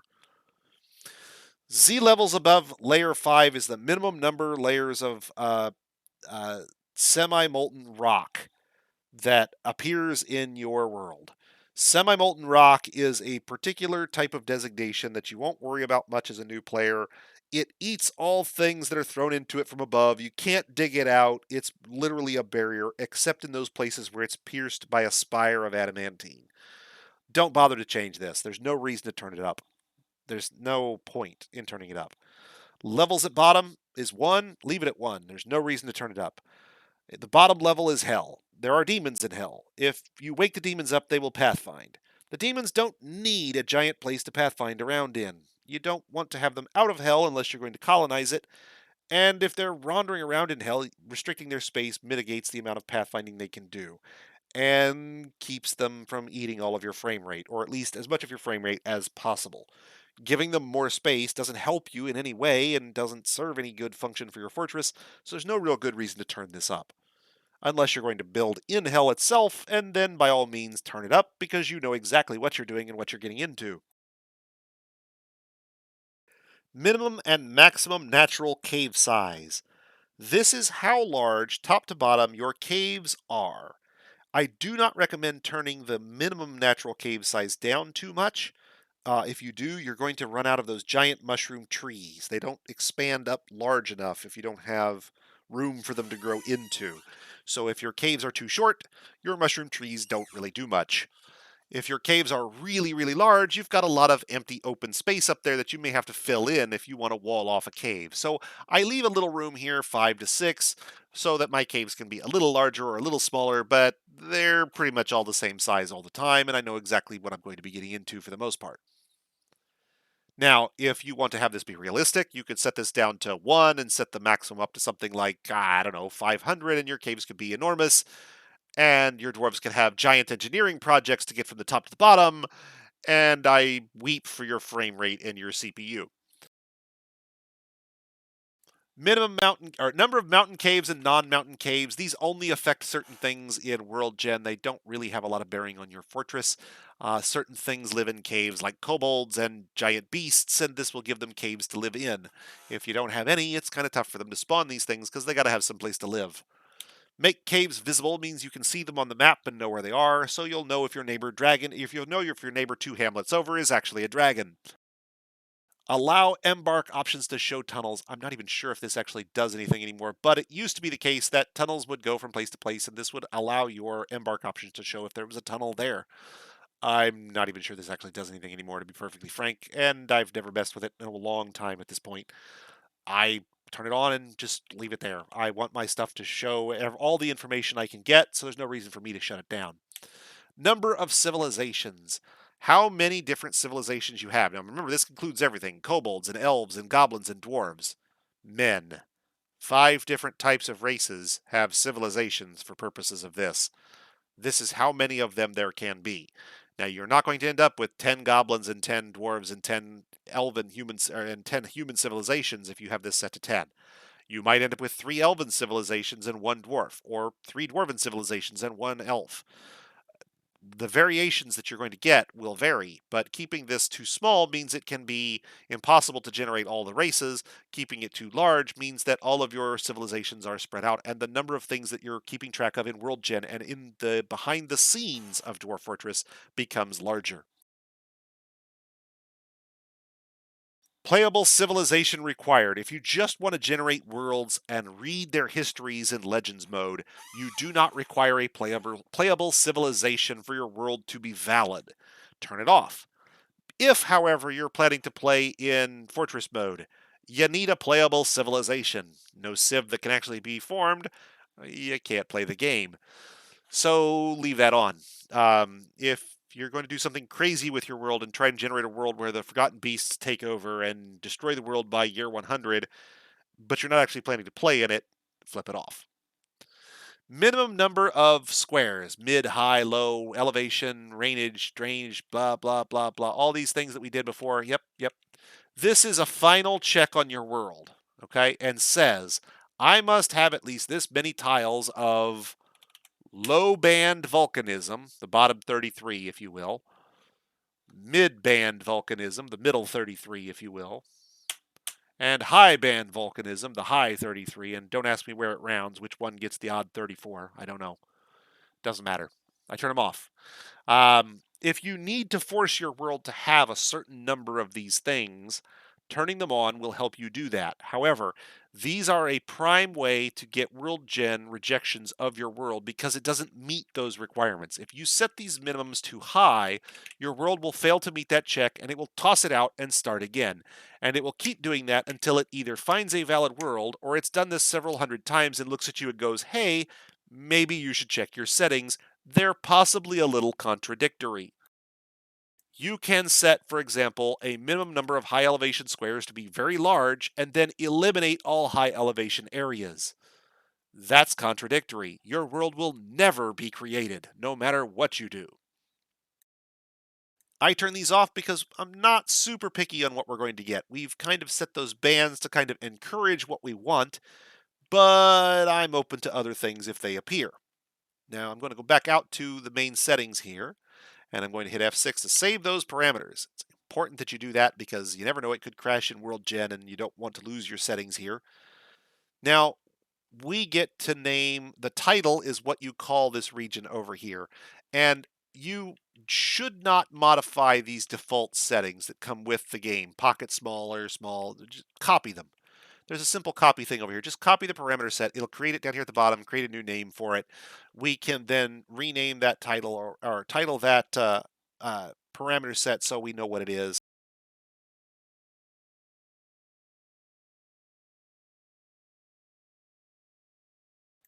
This is a small region that we used for creating our fortress for day one.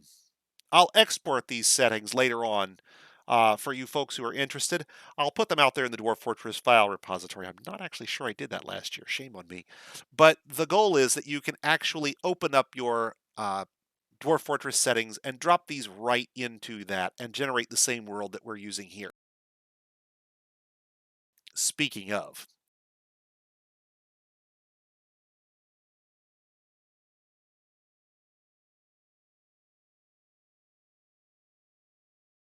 if you open up this file I've just opened, your Dwarf Fortress folder, data in it, there's several files in here we're going to talk about for a moment, but one of them in particular is the worldgen.txt file. Worldgen.txt is the first tags file I'm going to show you tonight, and it is literally all of those settings we were just messing with in literal bracketed tags. Every setting set I had here is all here. And if I run all the way to the bottom, here is our small region day one. Now remember, I changed the title, but I didn't actually save it yet. So it's here, but it's under the old name. If I hit F6 to again save my worldgen params,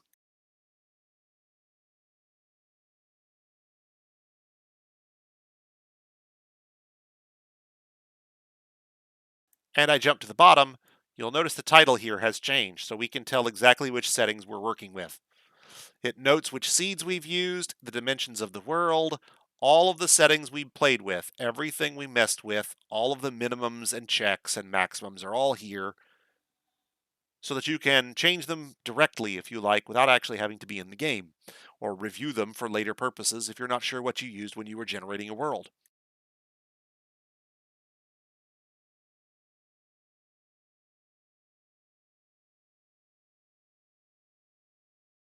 Now, you might remember when we were messing around in the GUI, those settings for autosaves. Remember those?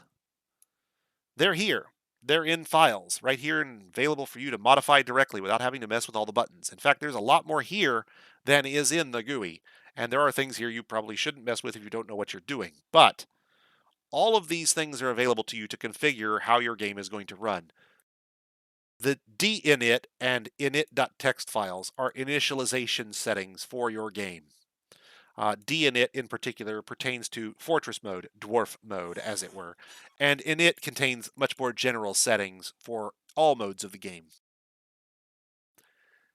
Sound, volume, print modes for displaying things. The stuff that pertains to everything is in the init file.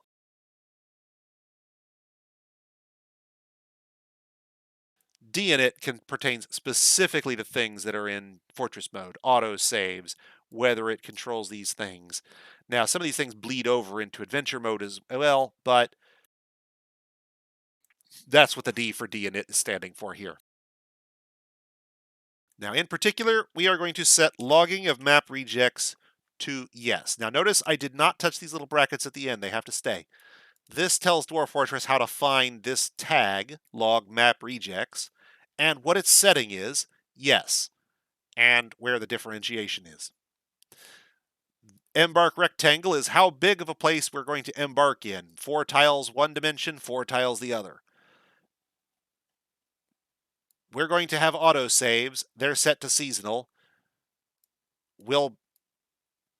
And they'll back up in different names so that we'll have a spring save and a summer save and they'll never be overwritten. We'll have saves for every season as we play through our fortress. All of this stuff that we've messed with here is all available, or well, is not all available in the GUI, but a lot of this stuff is available in the GUI. Um, I encourage you to take a look. You don't necessarily have to change anything, but do take a look at these files and see what's available. Remember when we were setting those announcements?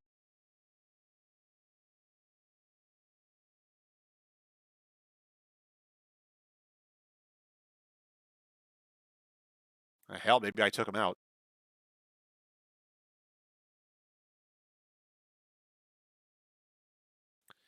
Hell, I may have removed them. Shame on me. I thought there was a warn here somewhere. I do not see it, so I must have taken it out. Shame on me. I was going to show you the settings. However, you can see an example here with this ambush snatcher setting. Okay. What this says is whether you're in adventure mode or dwarf mode, pause the game and recenter your view. There are settings for, here it is, dig, cancel, damp, and there it is right there in front of me. I couldn't see it. Dig, cancel, damp, dig, cancel, warm. I must have typed it in wrong. Adventure mode or dwarf mode, this will announce, but there's no pausing and no recentering for these two announcements. I don't want it to drag my camera around, and I don't want it to stop my game. So I've got those turned off. If I set them back on, which is as easy as modifying them in the GUI or putting back the little tag pairs here, now damp stone will pause and recenter, but warm stone would not. So I would get the warning and the pausing and the recentering for the river, but wouldn't see it if I was digging near a volcano. Now, I don't actually care about any of that stuff. We're not actually going to change this file. Okay. Wow.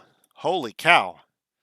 An hour and 40 minutes, and we haven't even really got to the game proper yet. Let's change that. First, we'll generate a world and start running our history. And you can see the Dwarven civilization starting out.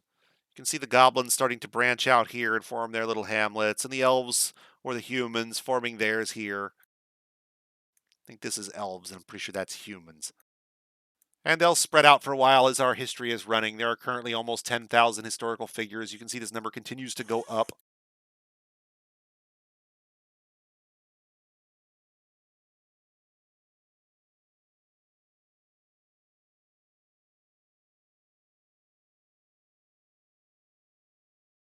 Now, these age descriptions, the age of myth, the age of legends, the age of whatever, that actually is a cue to what is going on in your world. The age of myth means that there's a lot of forgotten beasts still out there.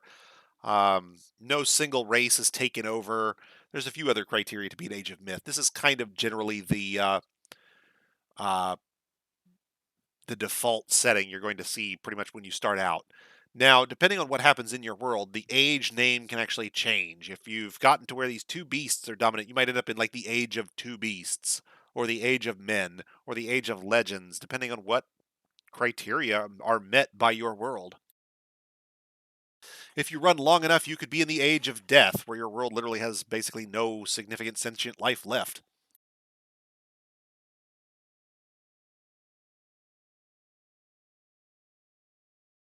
Okay, now good news. What this is telling me is it tried to generate the world 3 times with whatever it generated for its small bits of randomization that it actually uses, and rejected them immediately because they didn't meet some sort of setting. Maybe there weren't enough rivers, or there weren't enough mountain peaks, or maybe I didn't have enough volcanoes. Whatever the setting was, we didn't meet it, so it kicked them. But this fourth world stayed up. Told you the fourth one would stay up. All right, so we have our historical figures, our dead, and our events. Almost 200,000 historical events. Wow. So let's export some stuff here. Down here at the bottom, you're going to see, do we accept this world or blah, blah, blah. We're going to export image and info. I've hit P. It'll take it a minute. It will do its thing. We'll hit enter.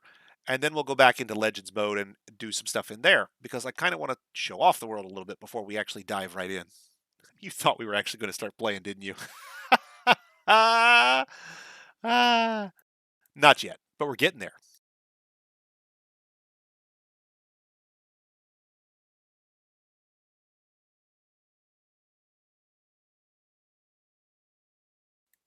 Now, if Dwarf Fortress tells you it's not responding, don't panic. it chews up an enormous amount of processor space with writing all this data out to files. It can take it a minute. Now we're going to say start playing, and we're going to go into Legends mode. Now in a minute we'll go to Dwarf Fortress, and that's where we'll actually build a fortress and do the thing that actually constitutes a game for most folks. If you're interested in a sort of single player adventure mode, if you want to play I'm an adventurer in the world of Dwarf Fortress, if you like roguelike games, and you want to play the Dwarf Fortress version of a roguelike, Adventurer Mode is calling your name. Now, personally, it doesn't do much for me, but there's a lot of folks out there that really like it. And what Toady is aiming to build with Adventure Mode is effectively a single entity focused version of what's available in Dwarf Fortress. If you wanted to theoretically start out as a dwarven adventurer and cut a bunch of stone blocks and build a fortress by hand, theoretically at some point Toady wants to get to that point. It's not there yet. There's a lot going on in adventure mode, but it's not quite that detailed just yet. Dwarf Fortress is building a fortress populated by dwarves, farming and labor, and defending it from invaders. Sort of like RimWorld and other colony simulators. This is what most folks are thinking of when they think of Dwarf Fortress the game. And this third mode down here, Legends, is purely about reviewing world history. So we're going to go into Legends mode here for just a second, and it's going to load up our world file, which we haven't actually started playing in yet. And load up all those events and all the historical figures that it didn't cull, and the sites and the artifacts and the civilizations and the scrolls and the maps and you name it, the whole 9 yards, okay? So we're going to export some stuff down here at the bottom. We're going to do the XML dump, and we're going to export map gen info just to make sure it got everything I think we did.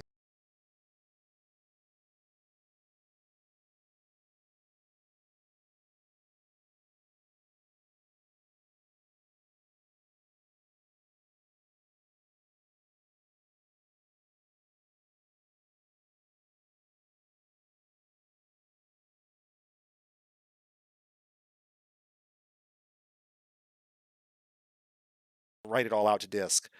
Don't panic if Dwarf Fortress kind of pauses on you like that. It's perfectly normal. Then we're going to hit D, and we're going to go in and we're going to export all of these maps as well. So this is biomes and sites, and it'll take us a minute, but I want to make sure we get everything exported that we can export. Lakes and ocean floors, water levels, biomes, hydrosphere, where the water is, temperature maps, what's cold, what's hot, rainfall maps, where's Death Valley at, drainage, where George of the Jungle lives, where Mount Doom is located, where the Maiar have their crops, where Sauron's going to set up,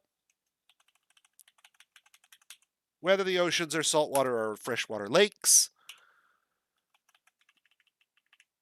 literal structure of field and road maps of all civilizations, trade routes, nobility and holdings, and diplomatic arrangements, all dumped out.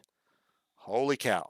Now, I'll get to why I did that in just a second, but what I'm really doing here is allowing you to look at all of this historical event. So let's look at this one here. This male Hydra is dead. He died in the year 117, so he's not really important to our current game.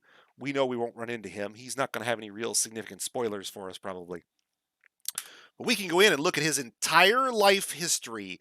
He was a Hydra, he was the only one of his kind, and he was a creature associated with strength, rebirth, and muck. He settled in the Hole of Diminishment, became an enemy of several cities, and then went on rampaging around the world here.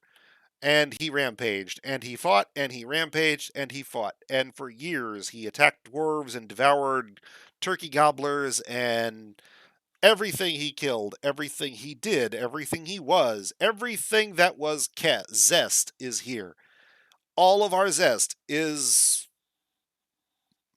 not just the turkeys. He ate the pythons. Look, he devoured a giant python of the permanent buck. They had a giant python as a pet. He ate it.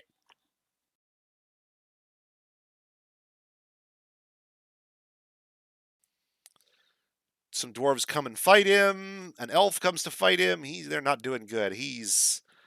Uh, while defeated, the latter escaped unscathed. Basically, they're running into him and then either getting smashed or getting escaped. But down here at the bottom, down here at the bottom, in the year 117, the dwarf Muthcat Spear Clutch confronted Zest and struck him down in the hole of diminishment. Merc Dimple, an item, received its name in that place from this dwarf after defeating that creature. These are all the places that he had an influence on in some way, and how many people and things he killed that were important. And then how many things he killed that weren't important. That's one creature. One. There are many creatures here. Many, many, many. I had just now looped. Sorry, I just rolled over. Bear with me there. Many, many. In fact, when I say there are creatures here, there are 18,243 creatures here. Some of them got culled because they were completely unimportant.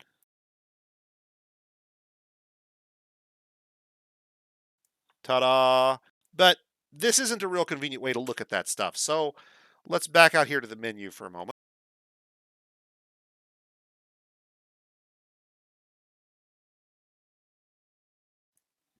And we'll crack open this Legends Viewer utility.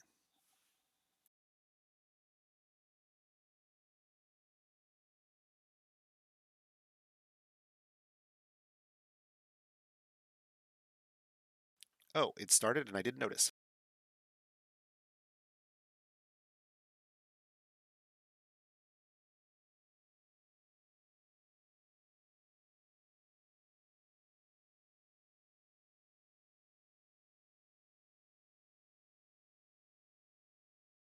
Sorry, went too far. In your root Dwarf Fortress folder, you will find whichever region you've created, what year it was in, which month and day, and what export you're doing. We'll want to incorporate as many of these as we can.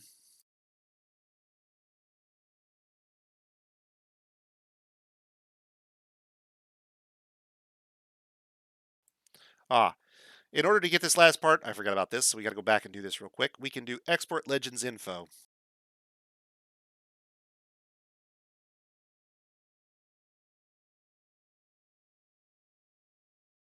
We'll jump back into Legends mode. This is going to actually be the first time we use DF hack. And we're going to use it as a command line here because this is a one-time thing for us.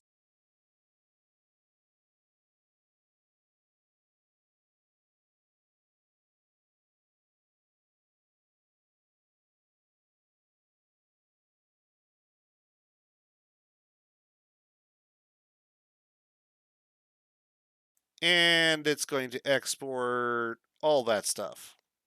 This is expanded beyond what Dwarf Fortress normally exports, so even more.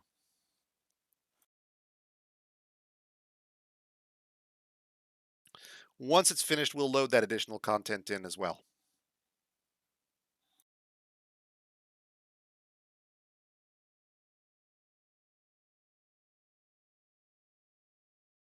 And yes, this may take us a minute.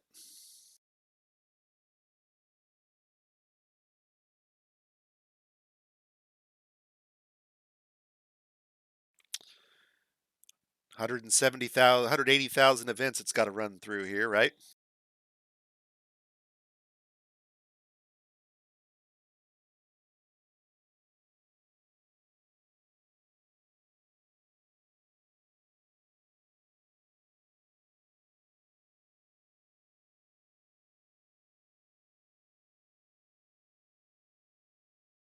And there's our exported stuff, including Legends Plus, for this region. So we don't even have to find it in our root directory anymore. Now it's exported it right there for us. That's nice. Thanks, guys, from DF Hack. Love it. Love it.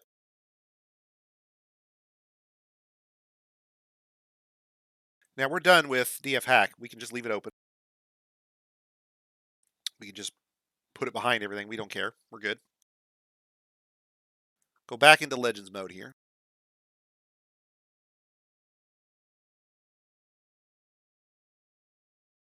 Tell it to load it, and it finds the Legends Plus mode automatically. Give it a second here.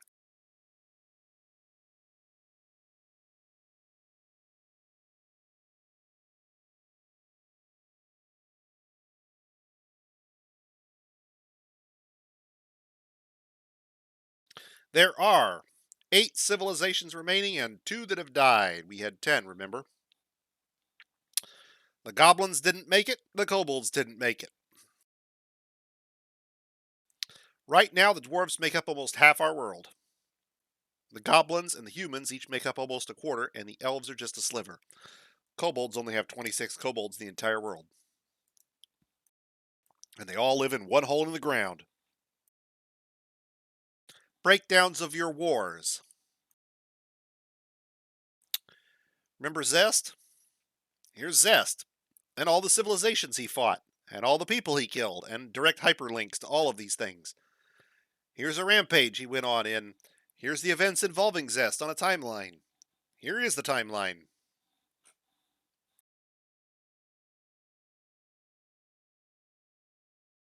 Let's go to the summary again here. Hatchets of Boring, the Dwarven Civilization. Here's what's in our It was a civilization of dwarves. Well, still is, technically. Was. Shame on you, Legends viewer. Proper syntax here. See, I don't remember Clinidev. I remember kobolds having about 1 civ about every time I do it. It basically comes down to, are their civs too close to people or not? If they're close enough but not too close, they survive. If they're too close, they get stomped. They just get crushed as they expand out. What was I going to do here? Oh, yeah. So all of our population. So there's actually 109 goblins that are part of our civilization. We worship these deities. And there's an Olm deity in the mix, probably from our goblin friends. We've had 3 kings in the entirety of our history. And is a goblin diplomat. And everybody else are dwarves in terms of our leadership. We're led by a queen. But maybe we don't want that civilization. Maybe we want that other one. Bang, there they are. And who they have had as their leaders. And they're currently led by a king with a queen with a king consort. So it's a matriarchy. Well, we've got 26. We're doing well. We've got a whole bunch of kobolds. 26 is an enormous number.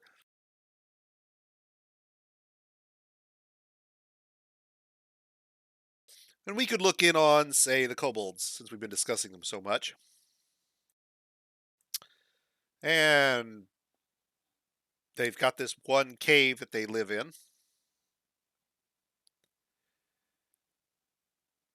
The alligator flax twist became an enemy of the kobolds. Probably ate one of them during their rampage. Let's take a look at this rampage here. One event in the year 98.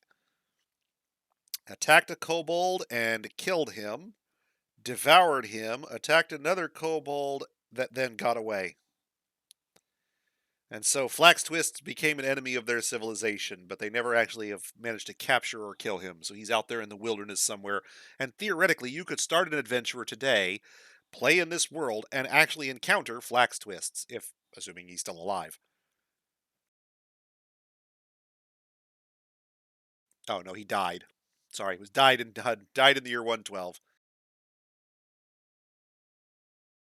Alas, he picked a fight with the dwarves first. He didn't become an enemy with the kobolds until later.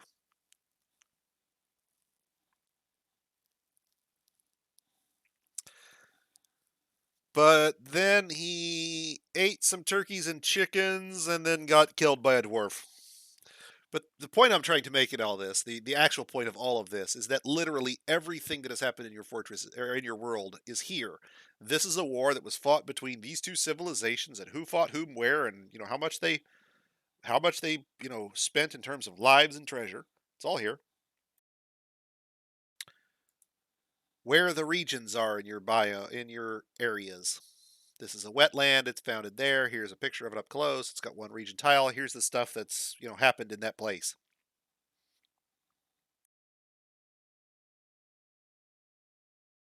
all of our events happened in the Age of Myth. If we'd had separate ages, they'd all be listed here, and you could look at the events at each separate age. If you're looking for a story generator, you can hang all kinds of things off this pile of historical events that have been generated. Remember that kobold hole, the hole of or the hole of diminishment where Zest lived once upon a time? It's way out on the western edge of our world, right there. Currently inhabited by bats, cave spiders, and 2 giant rats.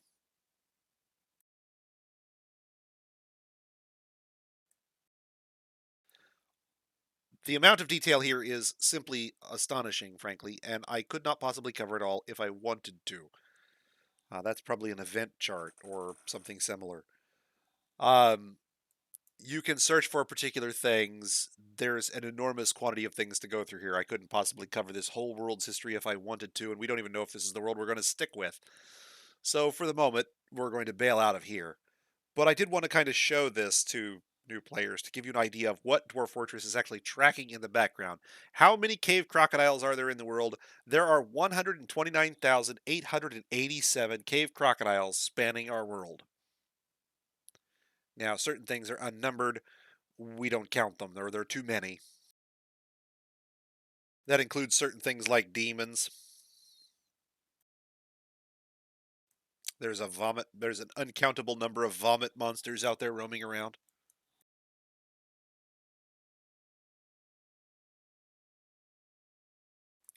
But in terms of total population, the dwarves are just about double the next two. So they're thriving.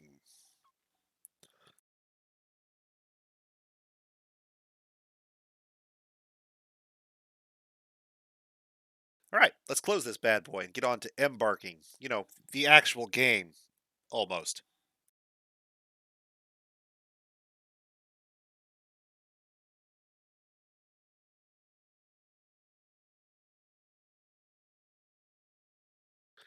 Now, it will show you the calendar and play out those first 2 weeks, but the progress of those first 2 weeks that we just saw pass will only actually be saved if we actually go forward with creating our embark. If we bail out at this point, those 2 weeks would be replayed again for our next one. It doesn't actually take effect until we actually start our world and start playing. Now, what you're presented here is effectively 3 maps of Zoom, and on small worlds like ours, the region map and the world map are basically going to be the same. There's not a significant scale difference between them. And you can move your little X here that represents your site, your local map around the world until you find some place you want to settle. So, for example, if I went over here, I could find out that this brownish area here is a temperate ocean, and it's terrifying. So it's not just an ocean, it's an evil ocean. Lovely. We could go up north here and we find out that the tundra is freezing, and there's a big chunk of that that's also evil. You know, because ice isn't enough. We want ice that tries to kill you. Tundra with different metals, and you might start to be wondering, well, how do I know where to embark? Well, this is where the site finder in Embark Assistant down here at the bottom comes in handy. We're going to open up Embark Assistant. You'll notice it pops up some new stuff. This is a DF hack feature. It's not part of vanilla. I'm going to warn you now. I love it. I love it, love it, love it, but it's DF hack, so you won't have it if, well, you didn't use DF hack. Now, what I really want to do is going to find, and then it's going to allow me to configure an enormous number of settings that I want to have for my site where I put my fortress. I want it to be 4x4. I want it to have some good, no evil, aquifer less than or equal light, meaning that none is okay, light is okay, some none and some light is okay, but no heavy. Um, then we'll come here to minimum river, and I want to try and find a brook, and maximum river will do a brook because I don't want to deal with a giant flood or not a flood, a giant uh, continent spanning Mississippi River style river. We just want a little stream we can use to get water. I don't care about how far it drops because we don't care about the waterfall. Flat would be nice. Let's see if we can get it. Let's see if we can get clay and sand. We're asking for a lot here, so we probably won't be able to get all of these things, but we'll see. Coal, Minimum soil is at least very shallow. Maximum soil, I want very deep. I don't care how deep it is, as long as I've got some soil, I want some. Freezing, I don't care. Blood rain is a definite no-no for us. Syndrome rain is an absolute no-no for us. Reanimation is none. Minimum adamantine. I'm going to leave these alone. We'll just get whatever we get. But if you want to force your Embark to have a certain number of spires of adamantine, I'm pretty sure this is where you'll do it.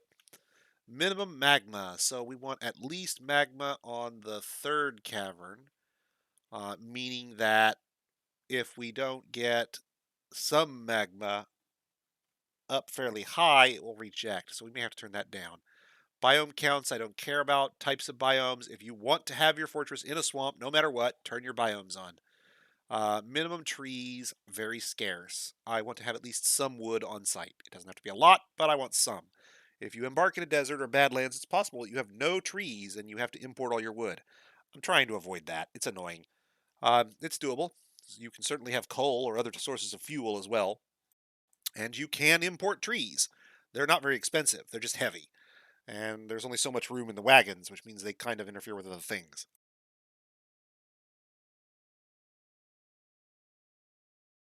Metals. If I can get it, for our purposes of our fortress tonight, I'm going to have copper and tin and iron.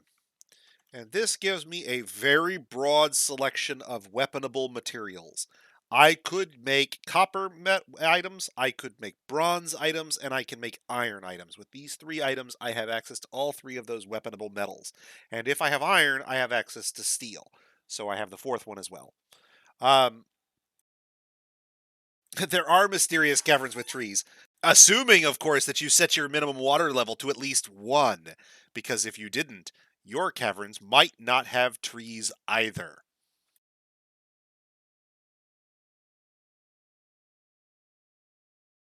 These metals will give us a broad selection of uh, metals to use for weapons that we could theoretically use just copper if we wanted. We'll try to avoid it. I like to go straight to bronze because copper's kind of puny when it comes to weaponable materials, but, it works. It's a weapon.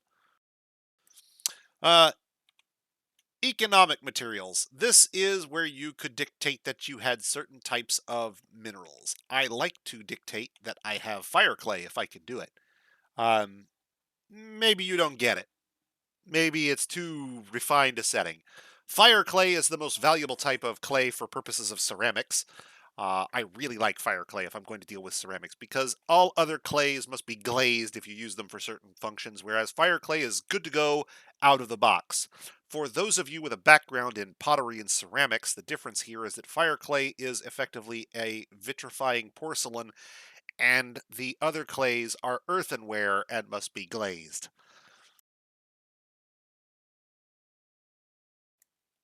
So, now that we've set those, let's go on down here. Now, if I wanted a particular type of mineral, maybe I want to guarantee that green diamonds appear on my map. You probably shouldn't do that, but you can.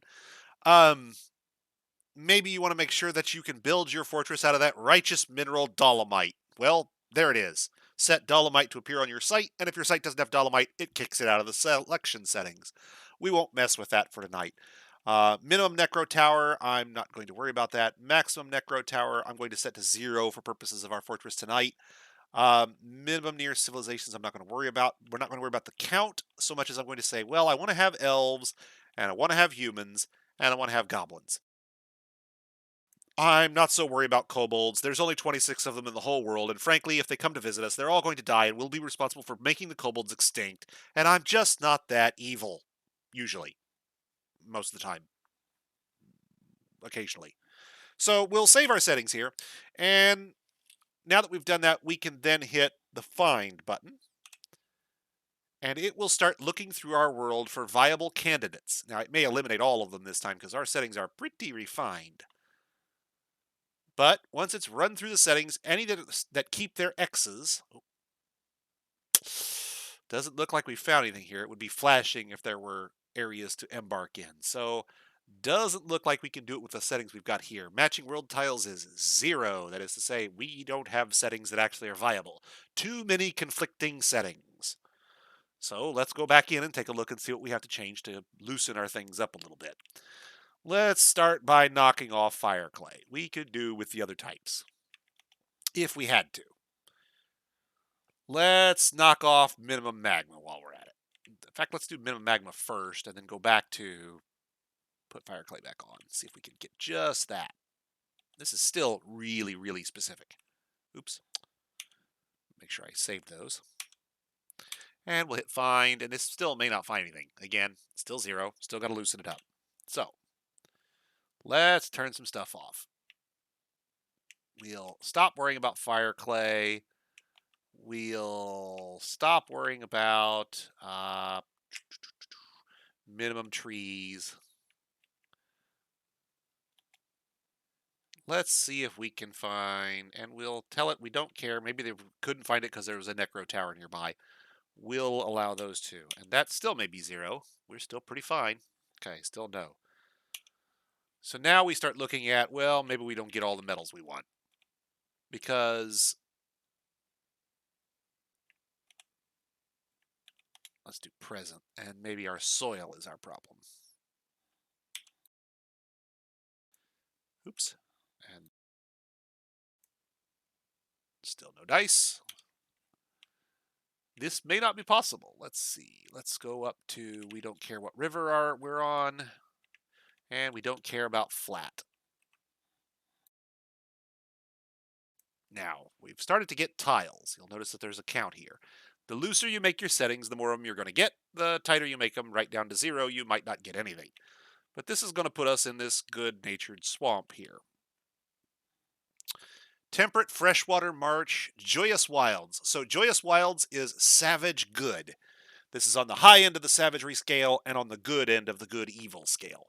There are shallow metals, deep metals, a layer of flux stone. It has deep soil and shallow clay with sand and a light aquifer. Fantastic.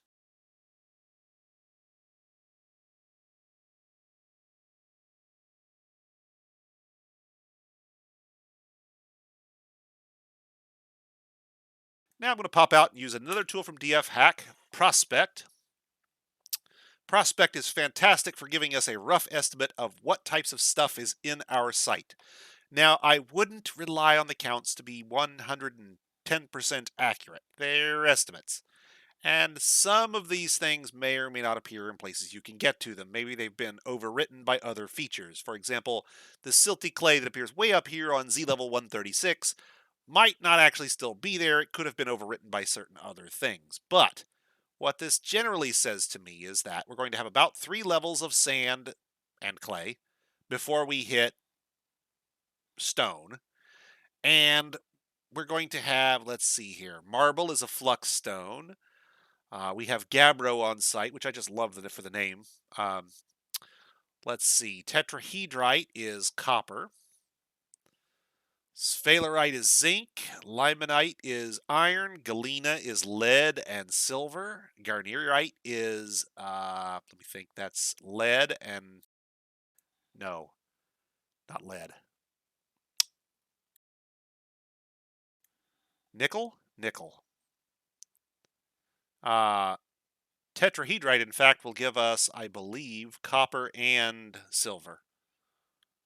And bismuthinite, if we find it, could actually be used to make bismuth bronze, which is a particular type of bronze. But we do not have on this site any tin. So we could not make bronze out of the gate. We could make copper from our tetrahedrite, and if we imported tin, we could make bronze, or we could make iron and use the flux to make steel. So we'd lose out on the ability to make bronze from materials on hand, but we wouldn't really care long term because we would simply mine out the limonite and the marble and go straight into steel or iron. Now, this will also give you an idea of what sort of gems are available. You'll notice that when we get down here to the very rare ones, some of these things get down to where it's not sure exactly how many there are. There may be one, there may not be. You probably won't find a lavender jade anywhere.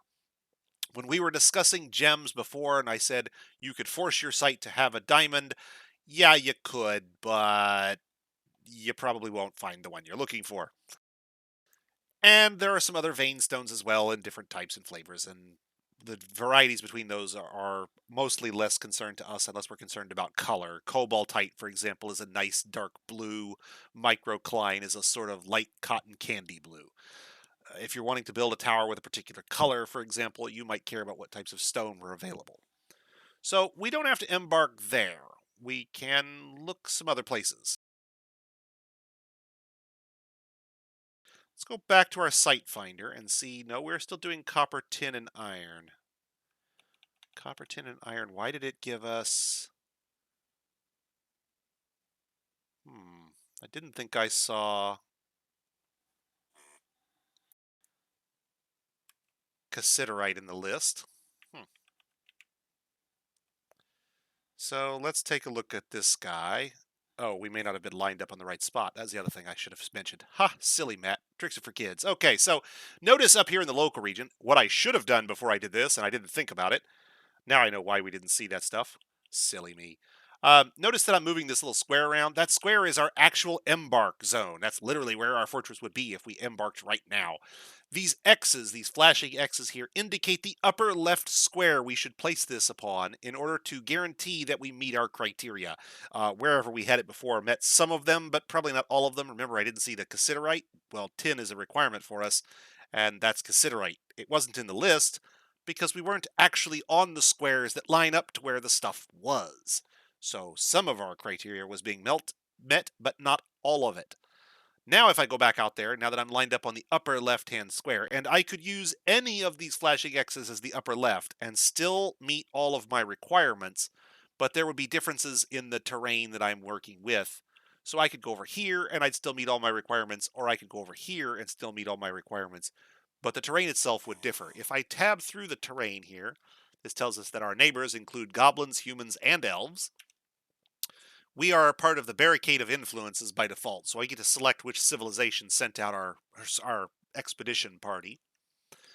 We can now see the elevation, so you get this kind of contour map of how our area is laid out. There's basically a valley where that river comes through right here, and we're on one bank of the river, so on a slant.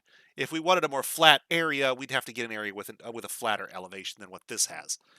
We can tab through here. Cliff indicator will give us an idea of how cliffy, how broken the terrain is.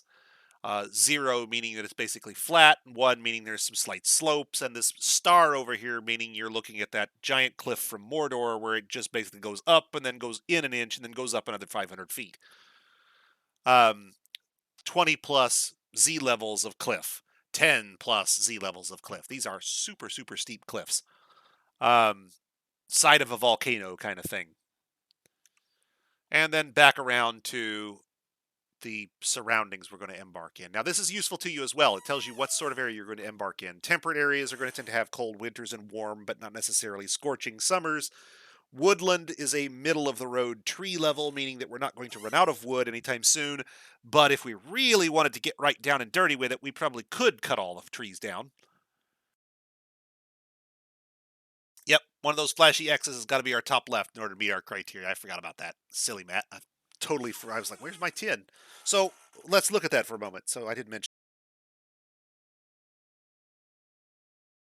We'll go back in, we'll do Prospect All now that we've lined it up properly, and you'll notice that cassiterite does now appear in the list. This is tin ore. Now there's not much of it, so we wouldn't be doing much bronze making on site. This is sort of like malicious compliance by the site finder. It technically met my requirements, but yikes.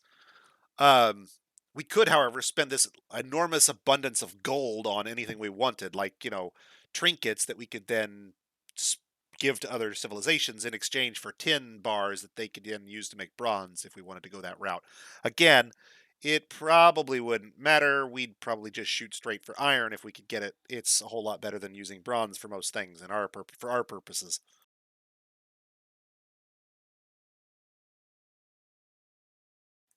Let's see if maybe, though, there might be another site with a more abundant source of bronze on site. If there is, then I'd prefer to use that, generally speaking, so that I can introduce you new players to that area.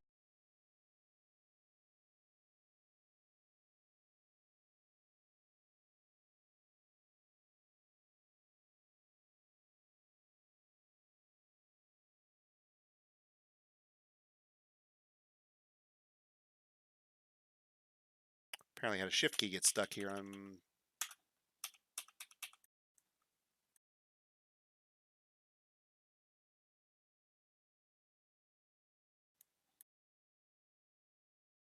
Okay, that's odd. Oh, it is working. Sorry, back to that. Sorry, for some reason I actually sized up my biome. You can actually create the size of Embark you want. Change the size, make it large, make it small. Probably shouldn't make it very large. 4x4 is actually pretty big. Too large, and there's a lot going on in your fortress to keep track of for Dwarf Fortress's purposes. That can make it very difficult to that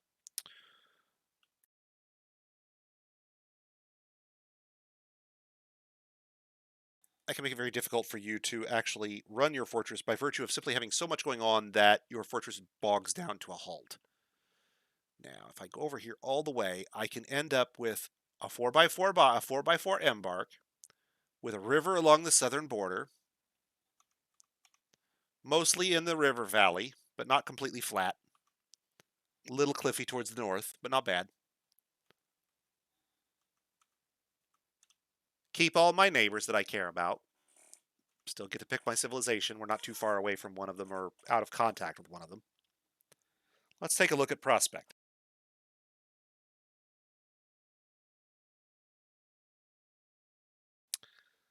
And this one has more cassiterite. You know, a little, a bit, some. But it also has fire clay, so yeah, that's nice. And plenty of sand, which we can use for glass. So we'll probably just go with this one. It'll work. We've got marble for flux, we've got limonite for iron, we've got fire clay for ceramics, and sand for glass. This is a pretty good setup. If we'd had a larger quantity of cassiterite, it's pretty much about what I'd want in an ideal situation at that point. I don't really care about what gems I have. If I want gems, I'll import them. It's easier for somebody else to dig them up and bring them to me than it is for me to find the ones I want. An enormous quantity of gold. We will have gold pouring out of our ears. We will be able to get gold furniture and gold clothing if we wanted. Well, not gold clothing, but we'll try. Sphalerite will give us plenty of zinc to make lightweight metal objects with. We'll have plenty of silver to go around. Tetrahedrite is copper and silver and native silver here. Limonite for iron. Magnetite is another form of iron. Garnierite is nickel. Galena is lead and silver. Cassiterite is tin. Horn silver is pretty obvious. And bismuthinite. Now, realistically, these last three on this list we probably won't find, and if we do, we won't have enough of them to really matter. The galena is small enough that we will probably see it at some point, but we probably won't care. We're really going to care about these first few. Limonite, magnetite because we'll seek them out. Gold because we're going to make a lot of stuff out of it. Zinc because, well, it's lightweight, and we'll use it for things like mine carts or bins, maybe. Glass, clay, flux, iron, copper, technically bronze on this site. This is a pretty good setup. Okay. We'll go back, double check everything we like. We've got a stream, which isn't ideal, but it'll work. Okay, so one last check. Is it the stream that's causing our problem here, or can we get just the brook? Because I love my brooks. Can we do it? There are tiles with just the brooks. Ooh, interesting. So let's go take a peek and see what that means for us. A brook is nice because, unlike a stream, a brook is too shallow to be swimmable, meaning that critters that try to come into your fortress through the stream can't swim in the stream. They literally walk on top of it. It's like a floor that also doubles as a water source.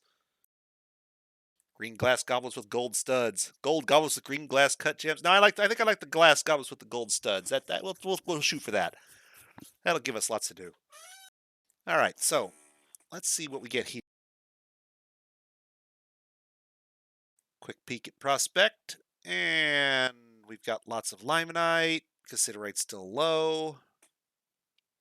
Everything pretty much just about like we left it. A little less iron, but again, we're up to 20,000 units. You're not going to care. Ooh, we lose out on the fire clay on that site. Bummer. Let's see. There's one up north. One region tile up here gets it too, so we may be able to use this one instead. And we'll position that so that we get as much of the stream as possible. Take another quick peek here. A bit more cassiterite, some limonite. So this will be a little more iron poor than the other site would have been. But we're back to having... Did I not set fire clay on? I did not set fire clay on, did I? This is the brook setting, isn't it? Bet the brook and the fire clay is too much.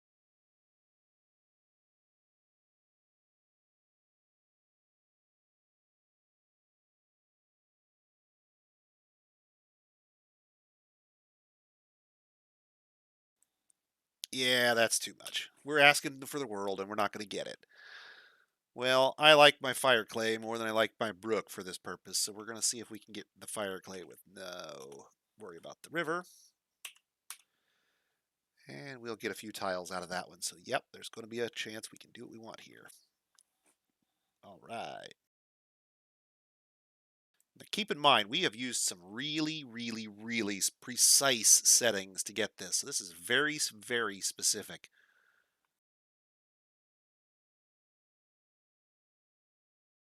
Far, far more specific than you could get to get the default world gen site picker to give you. Fire clay, sand gives us both types of ceramics. Marble gives us flux. Cassiterite gives us a tiny bit of tin. Limonite is iron, and this is even more power than they. Oh wait, nope, sorry, magnetite. So this is even more iron rich than the other site was. An enormous quantity of gold and silver and copper and iron. We'd have to import tin. That's the worst thing I would have to do here is import tin, and we've been saying that over and over again. So we're probably just going to have to live with it. So now that we've got our spot, we've set up our local map where we want it. We've checked to make sure it's got all of our materials. We've done all of our pre-game stuff up to this point. It is now time to actually hit E and embark the game. It's warning me that I have a light aquifer. That's okay. There's some areas with no and some areas with light, or it's all light. That's okay. We can either pump it out or carry it away. That's not a problem. Now, I would warn you, if this comes up and says you have a heavy aquifer, that's something to be warned about. Heavy aquifers are a big, big deal. They will quickly flood, and light aquifers are more of a trickle. So this will give us a water source that sort of trickle fills versus a giant, roaring, rampaging river of death that comes out of the rock.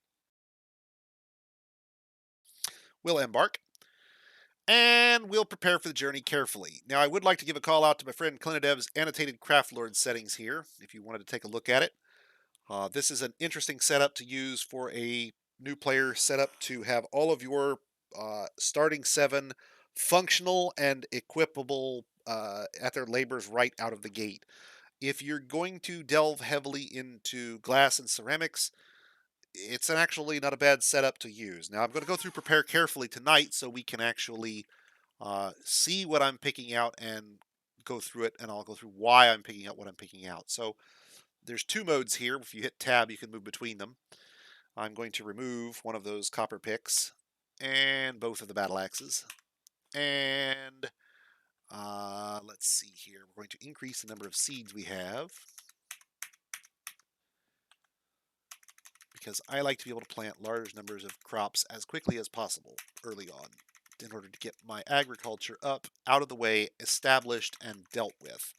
Now this is a rather large number of seeds, so we're going to get rid of the dimple cups. We don't need them. We're also going to get rid of the plump helmets. Now that might be sacrilege to most folks, but we will harvest wild crops if we need to brew new plants, and we will get our farming up fairly early and fairly quickly in order to get our agriculture and brewing established early. So we won't need that food early on. If, however, you're going to try and survive in the wilderness, or if you want to embark with no drinks and brew them on site, make sure you take some plants with you to get you started out of the gate. Thread, cloth, bags, ropes. First off, this is where we get into the discussion of raw materials versus prepared goods. Let's reduce these all to 1 for a moment, and we'll discuss what that means. Okay, so we're going to go down to 1 on all of these items: bags and ropes and thread. Now notice that this pigtail thread cost me 12 embark points, but the cloth cost me 14 and the bag cost me 20. And the rope is 20 as well. Do you want to know what the difference between this bag and this thread is? Not a damn thing. You make a thread into a cloth, you make a cloth into a bag. Not a damn thing, except the labor. So, instead of bringing the finished goods, bags, ropes, cloth, bring extra thread. But don't bring pigtail thread. At least not to start. Bring silk. Silk is hard to come by. Cave spider silk is a good choice. It's cheaper than giant spider silk, and it's silk. There are 3 types of cloth in Dwarf Fortress, and this matters, believe it or not. There are 3 types of cloth. Yarn, which is a wool. Silk, which is exactly what you'd imagine, is usually made from spiders. And pigtail or cloth fiber cloth, which is rope reeds and pigtails and flax cloth and similar linen, basically, and similar things like that. Plant cloth, animal cloth, and silk cloth, which is really kind of animal cloth, but leave that aside. I like to bring silk because silk is hard to get early on. We're going to try and bring a sheep. Sheep give us wool. Wool gives us wool cloth. We're going to bring pigtail seeds. Pigtail seeds give us pigtails. Pigtails give us pigtail thread. So we're going to have access to the other types of cloth fairly early. Silk, however, is problematic.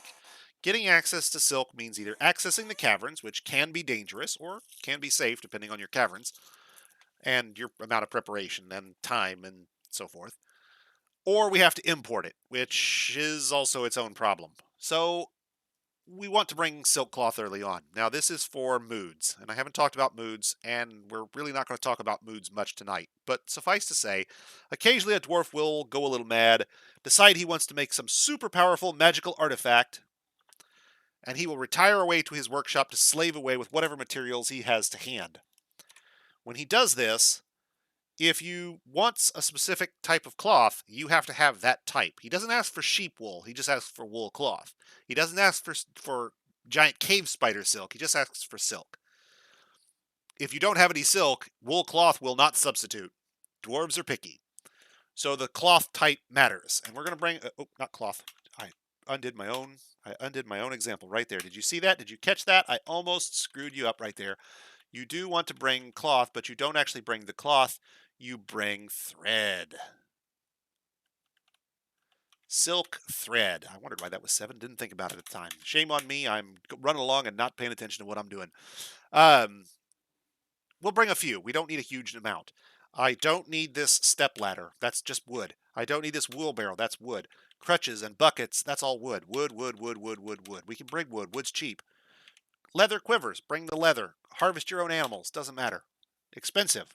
Raw materials are better than prepared materials in any case where you have the time to convert one to the other.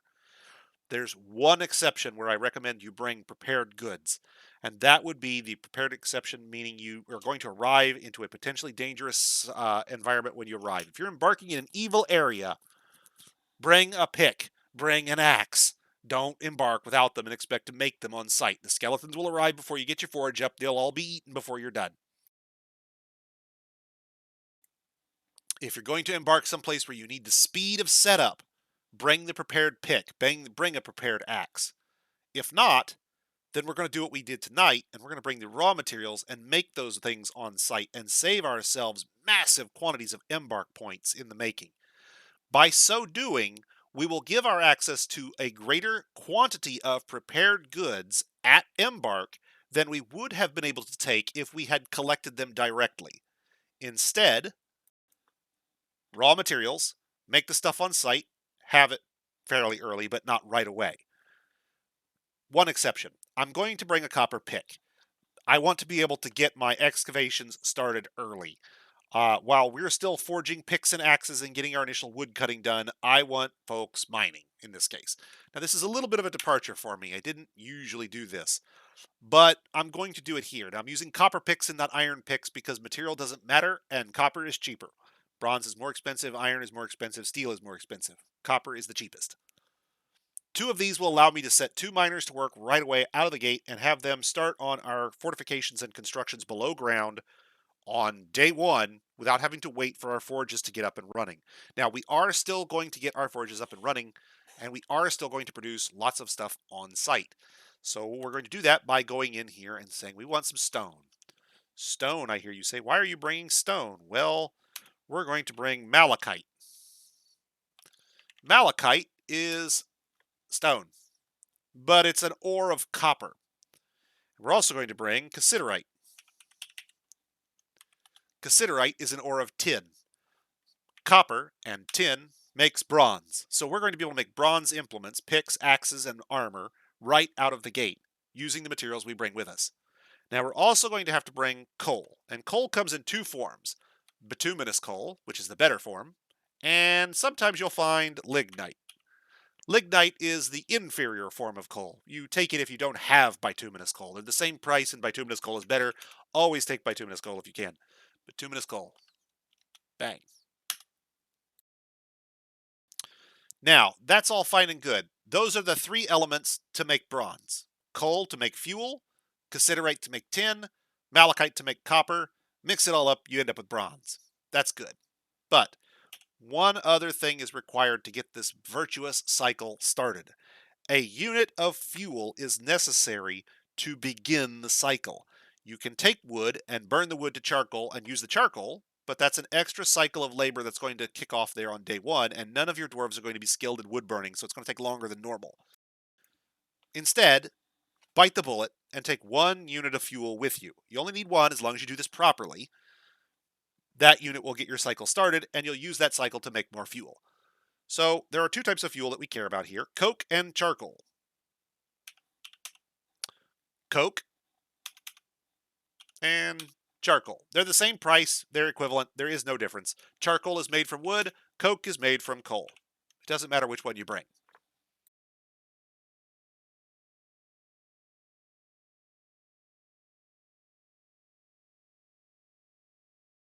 And we'll bring a bunch of each of those. Now I only need 1 unit of the coke because, again, we'll use that coke to turn this coal into more coke.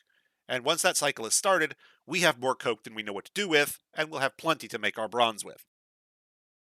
Now, it's worth noting here. Remember I told you that bituminous coal is better than lignite. There's a reason. When you convert bituminous coal to coke, you get more coke back than you did if you do that with lignite. And wood is inferior even to lignite. 1 unit of wood becomes 1 unit of charcoal. Lignite is 1 lignite for 2, I believe, coal. And bituminous coal is 1 for 3 or 1 for 4. You want the better one. Use the better one. Okay, so let's talk.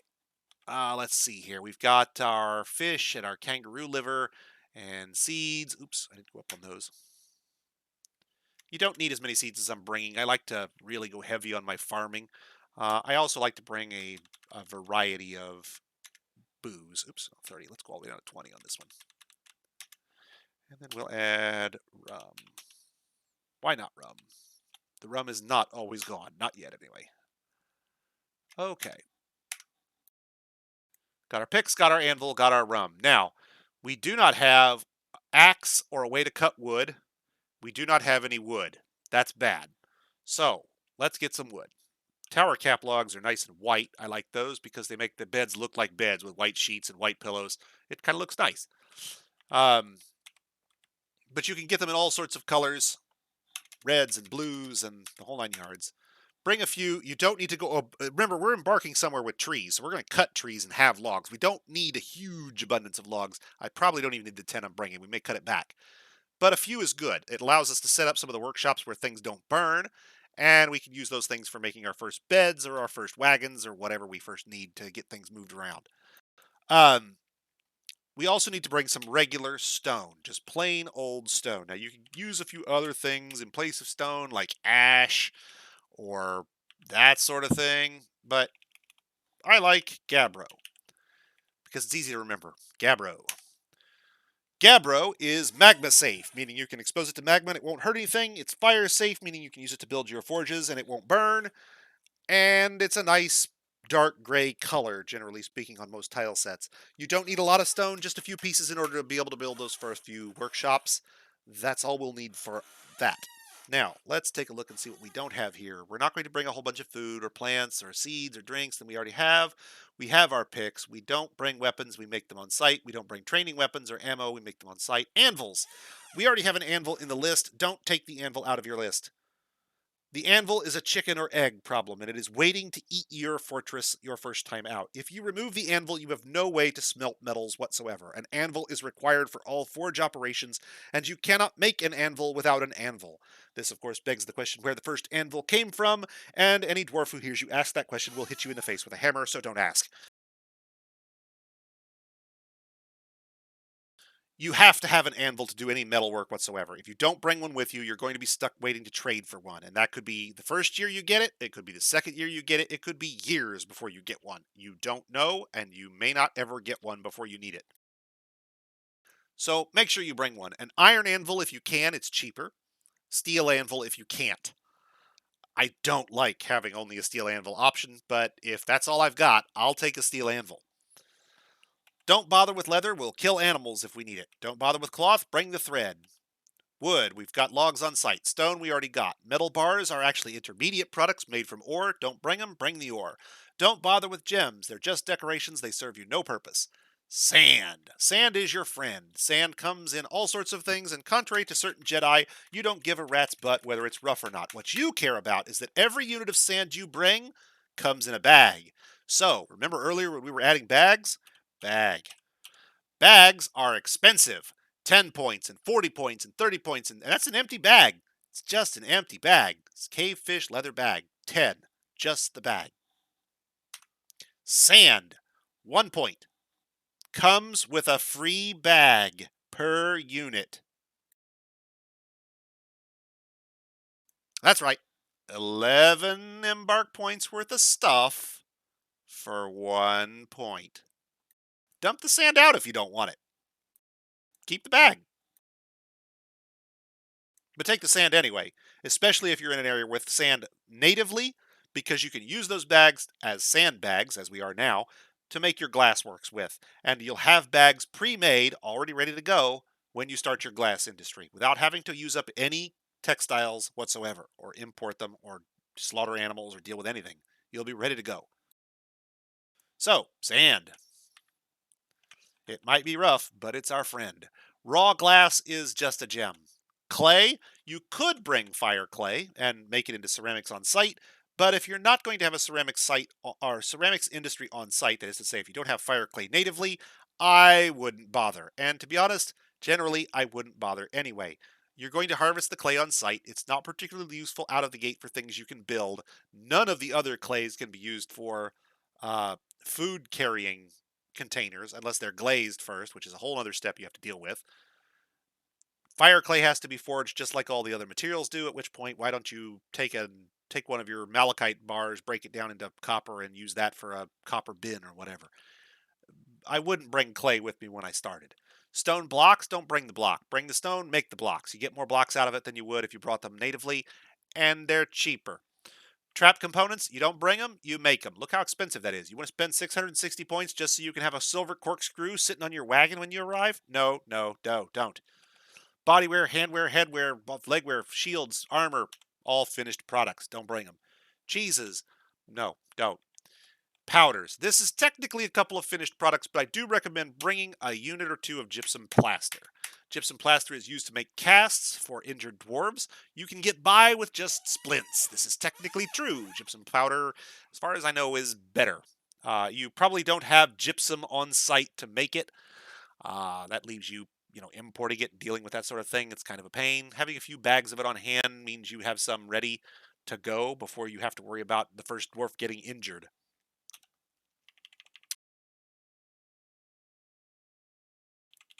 Powders. Let's see. Dimple dye is a dye. You don't care. Sugar and flour are foods, but again, 20 points. Bring the raw materials. Make the stuff on site. Don't do the finished goods.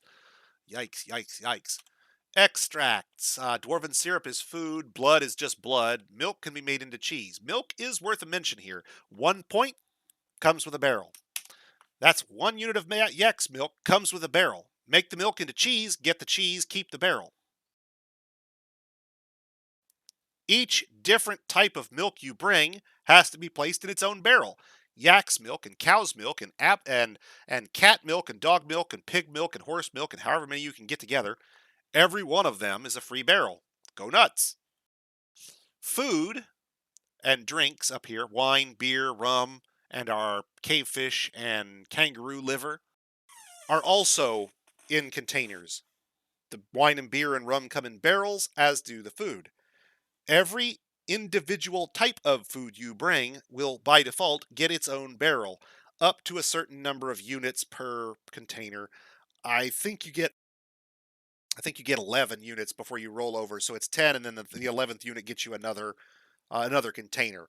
If you really want to go all in on free containers, you bring 1 unit of chopped kangaroo liver, and 1 unit of chopped kangaroo eye, and 1 unit of chopped kangaroo thumb, and 1 unit of chopped kangaroo eyeball, or whatever.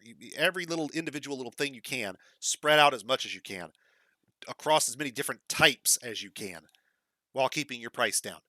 And if you do that, every single unit comes with its own barrel, and you have lots and lots of free containers to start with.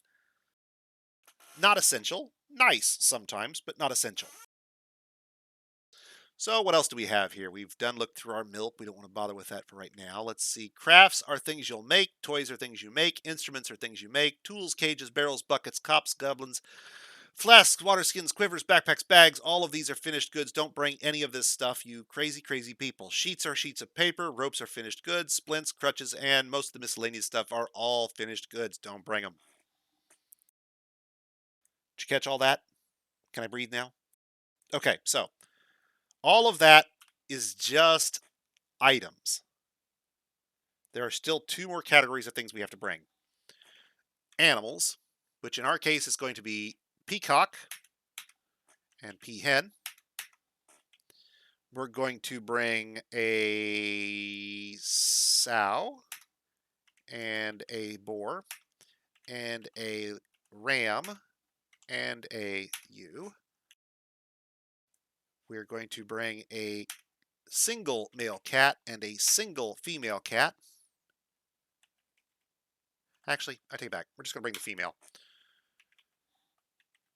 We're going to bring a couple of male dogs and some female dogs in order to have war animals trained. Now, why these animals? Why am I bringing these things? Why not other things? Okay, so this is a combination of many things. Yaks are expensive. Okay, so let's go down category by category, starting with poultry. This is where Clinidev and I are going to have an argument that will never be settled because we each have different preferences. I like blue peahens and blue peacocks. They grow up quick. They produce decent quantity of eggs and meat. Not the largest birds, but they grow up in a single year. They're fast to turn them over. One a year over year, they turn over very quickly. Turkeys are the second choice I would make, and what Clinidev would probably tell you is the better choice. They're bigger birds. They take a little longer to mature at 2 years, so you're not dealing with them quite as often. And they're being bigger, they produce more meat, and they still produce enormously large egg clutches, just like the peacocks do. So you can get a larger supply out of them at the end if you're willing to wait the extra time for them to mature. If you're not turning your birds over for meat, then turkeys are probably better. If you're turning your birds over for eggs and meat, as well as leather, then you're probably going to be better off, I suspect, with the peacocks long term by virtue of their faster reproductive cycle. But all the birds are the same price. Don't bring juvenile animals. They're the same price as the adults. They have to wait for them to grow up. They don't give you as many products if you slaughter them. It's just not sensible. Don't bring bunnies. They have no purpose beyond cavern explorers. You can produce them, but they produce almost next to nothing in terms of resources. Camels are too expensive, obviously. Alpaca and water buffalo and reindeer, all too expensive. Boars and sow. Pigs, in other words. I'm going to bring a mated pair if I can. Pigs can be kept just about anywhere. You've got a bare rock cavern floor, don't worry about it. Pigs don't actually have to graze. They're one of the few exceptions to the grazing rule. Pigs do not graze. They are effectively raised in mud pens is just fine with a pig. All your other things are going to have to graze here. Your ewes and your rams. Birds don't graze. Pigs don't graze. Cats and dogs don't graze. So that gets us a source of meat and leather and milk that we don't have to worry about grazing space. If grazing space turns out to be a problem, we're covered. But I still want to try and bring a sheep, a mated pair if possible, so I can get access to wool. You could import these animals later. There are the elves will bring you animals. The humans will sometimes bring you animals. You can easily get these animals later, but having them on site later means you're not waiting to start your industry down the road. You can, as soon as you are ready, get started and have those things producing. Now, you can't butcher your first pair. You can't butcher your first pair of pigs and start on your leather industry until you actually have, kid pigs that grow up. So the faster you can get them caged away in their little love nest and making more little piglets or more little sheep or more little dogs, the better. Cats deserve special mention. Cats are dangerous. And all you cat owners out there just laughed at me because, you have cats and you know what I mean, but that's not what I mean. What I mean in this case is that where most animals are set to a dwarf as a pet, that is to say, I assign this cavy pup to this dwarf as a pet, cats assign themselves to dwarves as pets. Dwarves adopt other animals, cats adopt dwarves. Once a cat adopts a dwarf, you can't kill the cat without making the dwarf unhappy, and you can't butcher the cat normally because it's a pet. Cats don't serve a whole lot of function in your fortress. They wander everywhere, constantly everywhere, which is a good thing and bad thing. No, it is. It's a good thing for cats. It's exactly right for cats, but we need to keep our cat population low. You'll need a couple of cats around to kill vermin and keep people happy. That's a good thing. But 50 cats is a problem because the moment they start reproducing from there, you're going to have what's called a cat explosion. So many cats making so many more cats that your frame rate plummets into the toilet. So we'll have to keep our cat population under control. Remember, we can't deal with them once they become pets, so gelding is essential. Butcher excess females, geld the males. You need one intact male. The rest do not need to be reproducing. So, we've got items and we've got animals. What's left? We've got 414 points. Well, now we get to the fun part, the dwarves. Skills are also counted in terms of embark points, and there is a vast variety of skills, far more than you could possibly represent with your starting 7 in a million years. By the way, feature request. I don't know if it's possible, but I would really love to be able to embark with more or fewer than 7 dwarves. It would just be kind of neat to be able to affect that number at some point in the future. Just a shower thought, if you will. But the question then becomes, what skills do you bring? What's important and what can be left for either background knowledge or for later on when your dwarves come out? And the answer is, well, it depends. Where you are, what you do, where you're going, what's going to be there when you arrive. Give me a second here. Need to go get a soda real fast, and I'll be right back.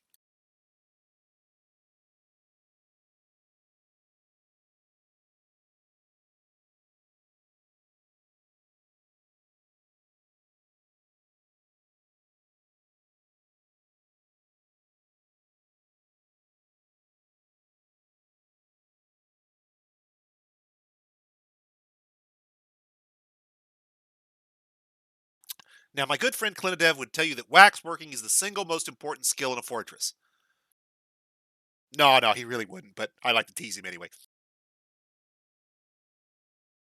Now, in our fortress, we're going to set up initially to get a couple of guys doing mining right off the bat.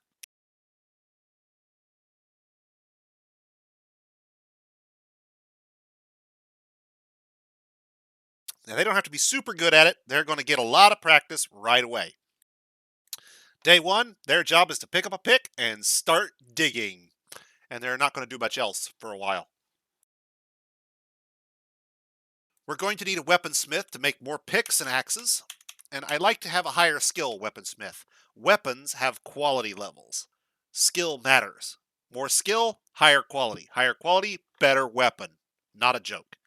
A high quality weapon will hit more often, do more damage, that kind of stuff. It actually matters. So, whenever possible, you want a high skilled weaponsmith or armor smith. Now, that's true for a lot of these other skills as well. Not all of these skills have quality levels that matter. Your cheese maker. Yeah, okay, so you made a fancy cheese. Who cares? Did they eat it? Yeah. Was it cheese? Yeah. Great. Gelders, shearers, spinners, pressers, doesn't matter. These kind of jobs can be done by any dwarf. Fighting skills, swordsman, archer, wrestler, these kinds of skills need to be done by somebody that's good at them, ideally, because while dwarves can do them, if you've ever tried to wrestle with somebody who knows what they're doing, it's a different experience when you don't. The doctor skills, wound dressing, diagnostician, surgeon, and so forth, are better if they're done by higher skilled people.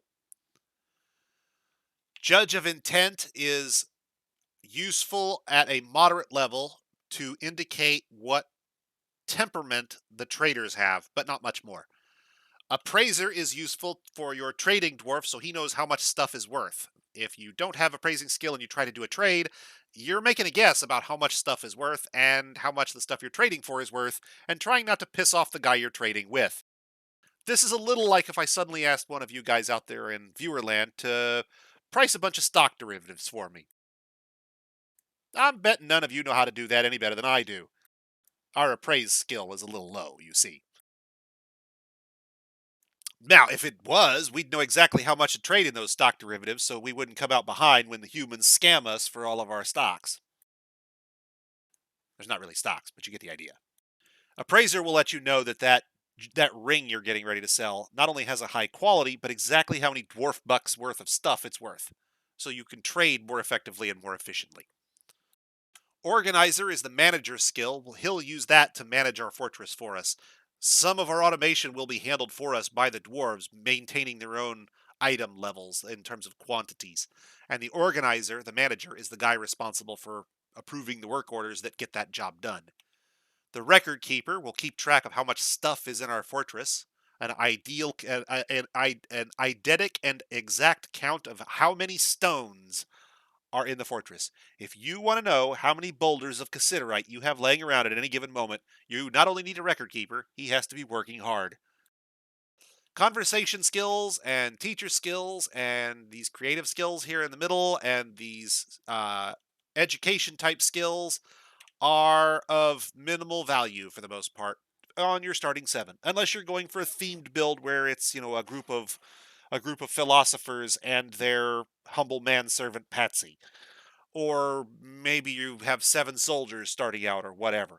Embark points are flexible, and what I'm showing you here is a general embark for an average setup that you're going to get right out of the box to actually play Dwarf Fortress. If you want to come back, give yourself 100,000 embark points and build some sort of themed embark, go for it, man. Nobody's going to stop you. It's your fun. Most of these skills aren't worth mentioning in terms of what they do, especially beyond the skill level themselves, but there are a few that are worth mentioning. If you have ambusher and crossbowman on a dwarf, you can get yourself a hunter out of the gate. I want to say if ambusher is their highest weapon skill, they start with quiver and uh, crossbow bolts, I believe, because they're effectively a hunter right out of the gate. As far as most of these go, we won't actually be able to take most of them.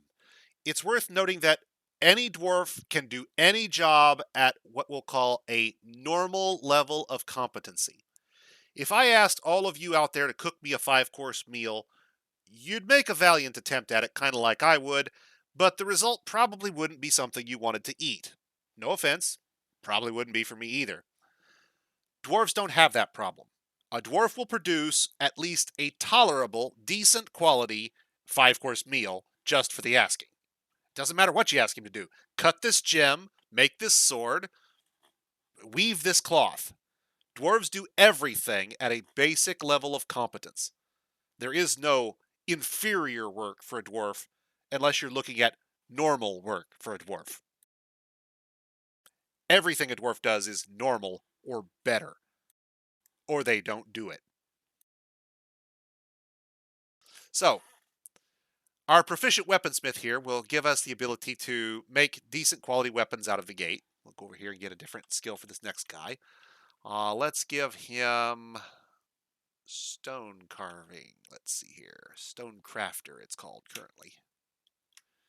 He'll be making us a bunch of stone trinkets for sale. He'll be our primary creator of value initially. While we'll make more actual dwarf bucks from our weaponsmith making weapons, we probably aren't going to want to sell weapons or trade them away for some time. Instead, we're going to need those to equip our military or to sit in our traps, but we're probably not going to be giving them away.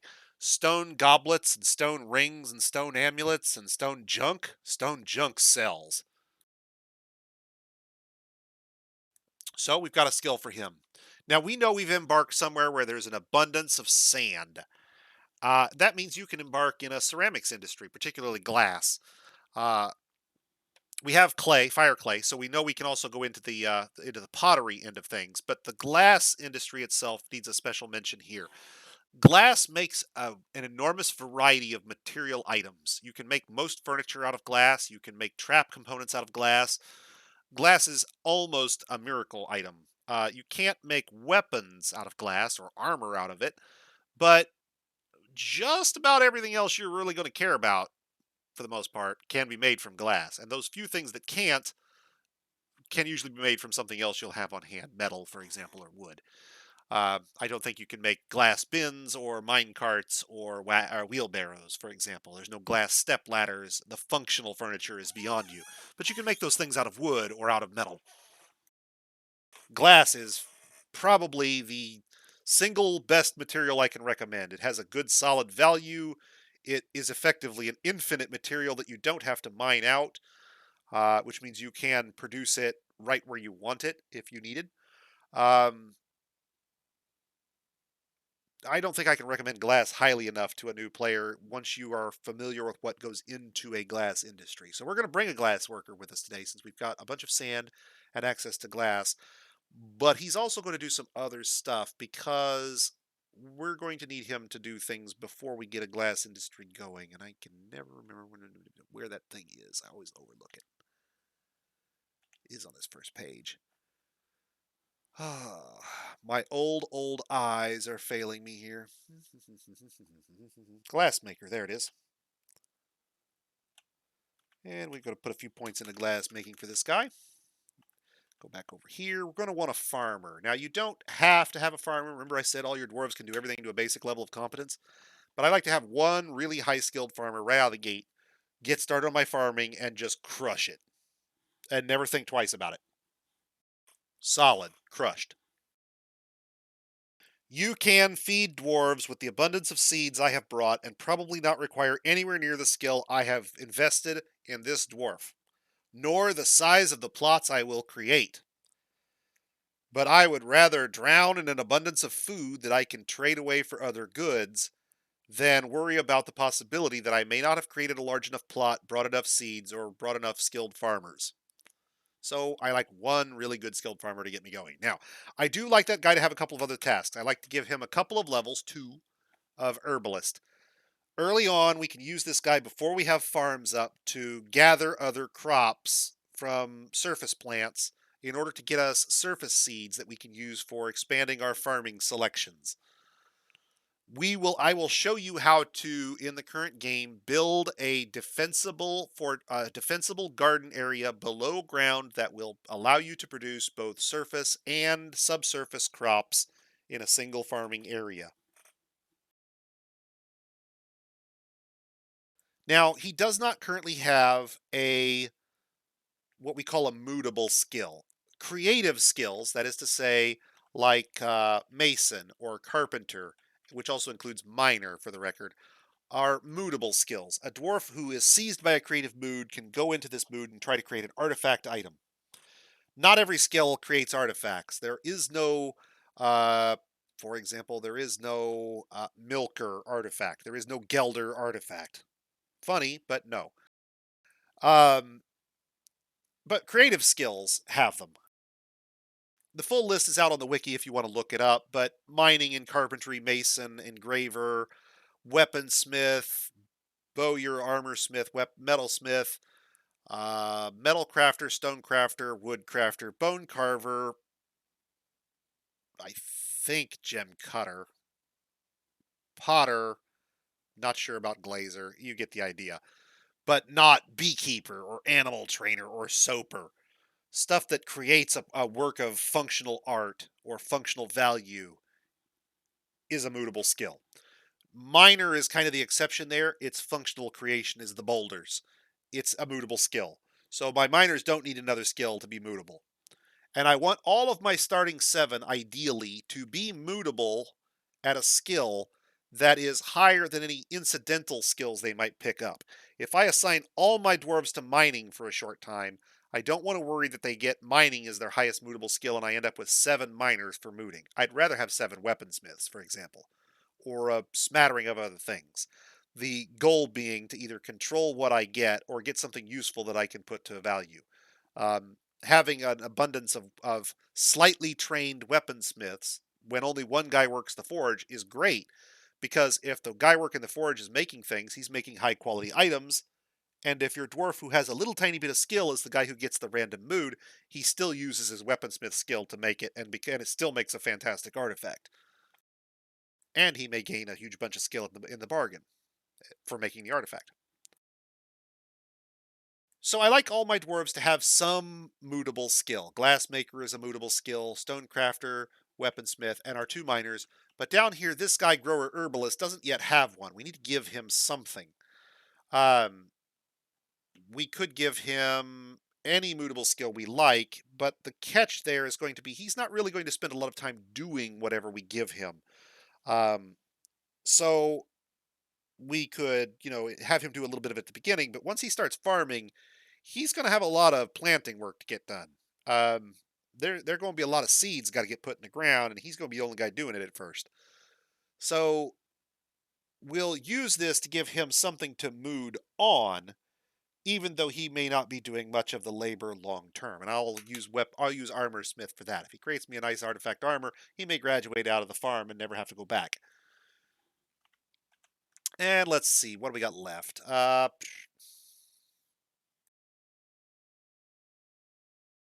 We don't have a doctor or a trader yet. And diagnostician is something that you should want to have. Likewise, surgeon and bone doctor, and it wouldn't hurt to be, at least passable at suturing and wound dressing either. Um, your doctor then can do some basic treatment right out of the gate. He does not yet have immutable skills. We have to give him something. Uh, Realistically, I could just save that point and he's going to be mining. When he's not doctoring, he's going to be mining, and mining will be his mutable skill. The end. He'll start off with none. He'll gain some. Some is better than none, and all his other mutable skills will be none. So that will be him. We do not yet have someone to handle our trading. So long term, we would need to get somebody to do that. Either a migrant or we need to invest in one of our guys to do it. I'm not worried about organizer out of the gate. You can train a manager. You can train a record keeper. You can train an appraiser if you're willing to burn some coin at the beginning, when your appraiser doesn't know any better. We can go through and build up most of these skills. A couple of things worth mentioning. Liar and Consoler are contradictory, exclusive on normally built dwarves. If you build a dwarf, they can be both a liar and a consoler. Now, I don't know if they can actually improve both, or if they only get to use the highest one to improve, or not sure how it works. But that's the only time that you can have a dwarf who is both a liar and a consoler. One requires the truth, I guess, and the other forbids, if you will.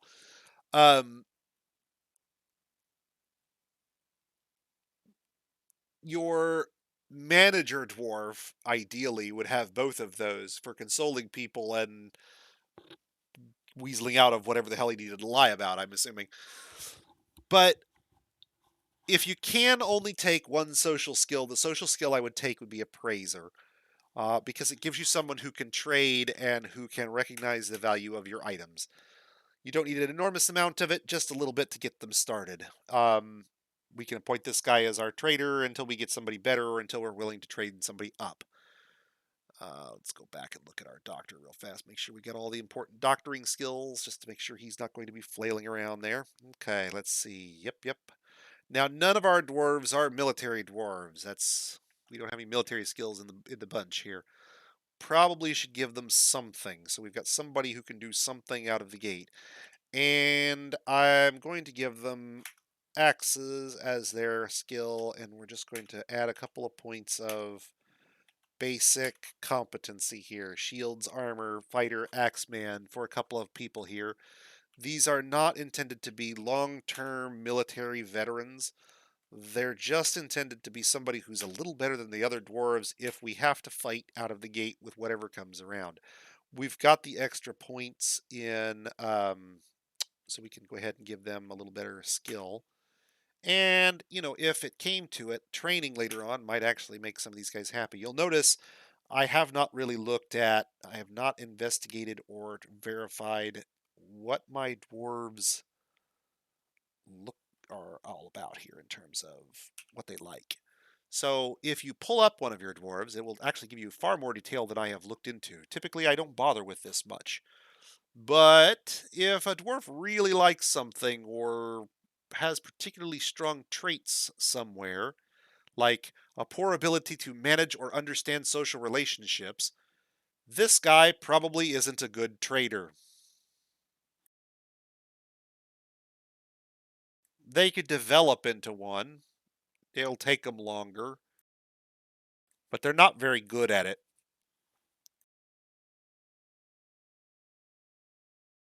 So we didn't make him a trader, fortunately.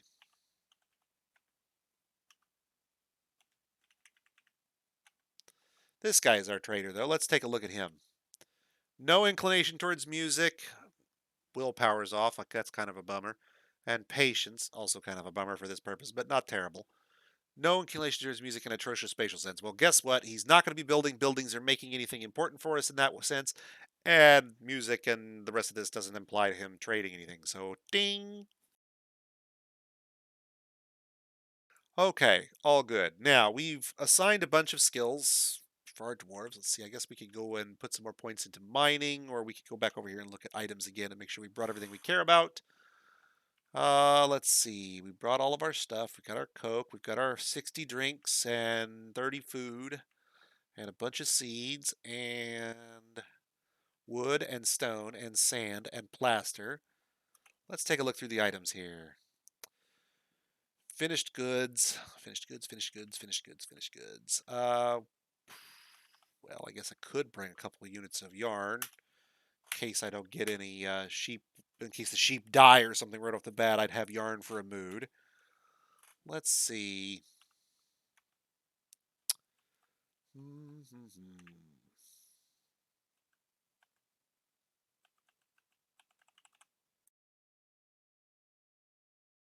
Notice that the ores are more expensive than this. Ores and flux are more expensive than the standard stone. So limestone and dolomite are flux. They're 6 versus the regular 3. Hematite and limonite here are both iron ores. They're 24 instead of the regular 3. Metal bars, sand, glass, clay.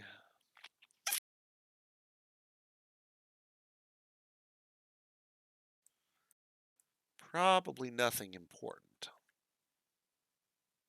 I could bring a few more barrels of milk if I were so inclined. Ichor and blood and sweat and tears are all valueless. You could just dump them out for their containers, but some of this stuff like cave crocodile blood is both more expensive for no good reason and has no valuable function in the current version. So bringing a barrel of it is only good if you're going to dump the barrel out and use it, at which point you might as well bring something cheaper. Finished goods, finished goods, finished goods. Instruments are fun. We'll get into those later. Let's see. Cages. No, we'll make them. Barrels and buckets and goblins. Nope, nope, nope, nope.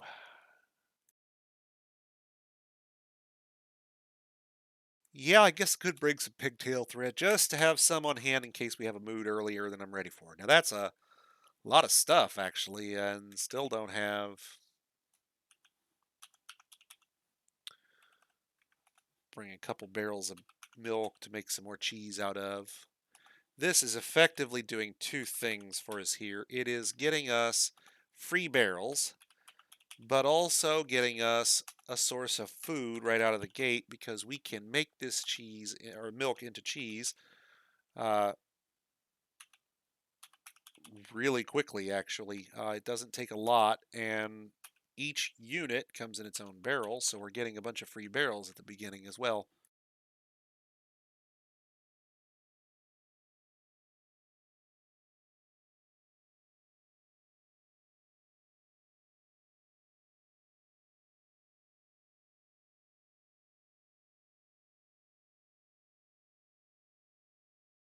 So there's like, I don't know, 10 barrels there. That's good. Let's go back and look at our animals again. Got plenty of dogs. Let's bring a few extra peahens to get our bird industry off the ground a little faster.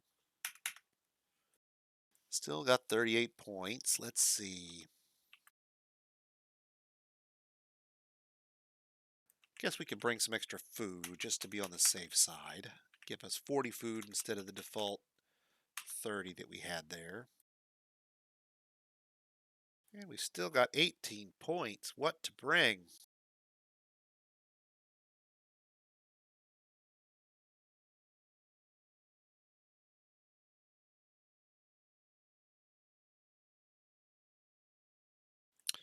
We'll give our miners a little more skill. Why not? Why not? We can't buy any more skill points, so let's go back over here and we'll just spend the rest on sand.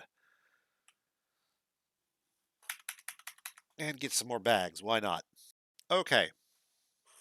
One more check. And I do this because it's real easy to forget something when you set up your own Embark. It's real easy to forget some category of item that you really needed to bring for your build and totally bone yourself and have to do it all over again.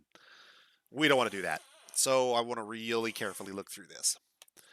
Picks because I want to start mining early. A lot of times I won't bring picks, but if you're embarking in evil area or any area you're not sure about, and we're embarking in a savage area, which can be kind of wild, picks are a good choice. Must take an anvil. Drinks are good to get you going. Seeds to get your crops going early. Food to keep your dwarves alive while you get the rest of this stuff up and running. Or to get our metal weapons and tools up and going. More drinks that I mentioned above. Logs so we can make some wooden furniture, bins, barrels, buckets, that kind of stuff out of the gate. Stone for workshops. Sand for early bags. Gypsum plaster, the milk discussion we had earlier for extra barrels and cheese. Yarn, thread, wait, yeah, silk thread's up there. Okay, so we're good there.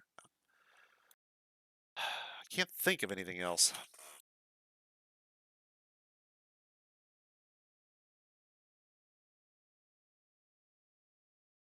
Oh, that's right. Nothing has any points, so we don't have any points, so we can't look anything up now.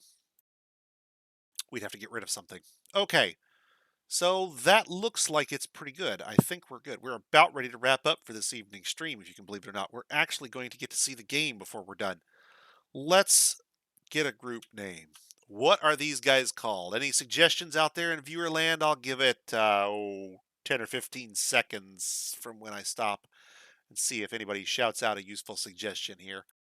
Otherwise, I'll random it a few times and we'll take what we get.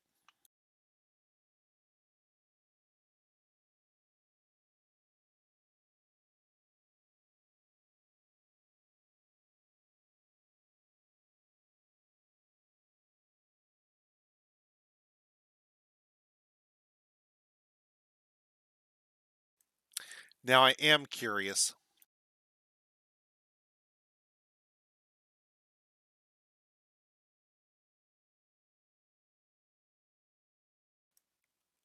I mean, I was going to look and see if it would actually let me do the rear seals because, why not go all the way? But apparently that's not an adjective it considers. So unfortunately, we're not going to be able to go there. Okay, so we'll use that for our group since we don't have a better suggestion. I like it. It'll work. But for our first fortress, we're going to use the much more traditional name here.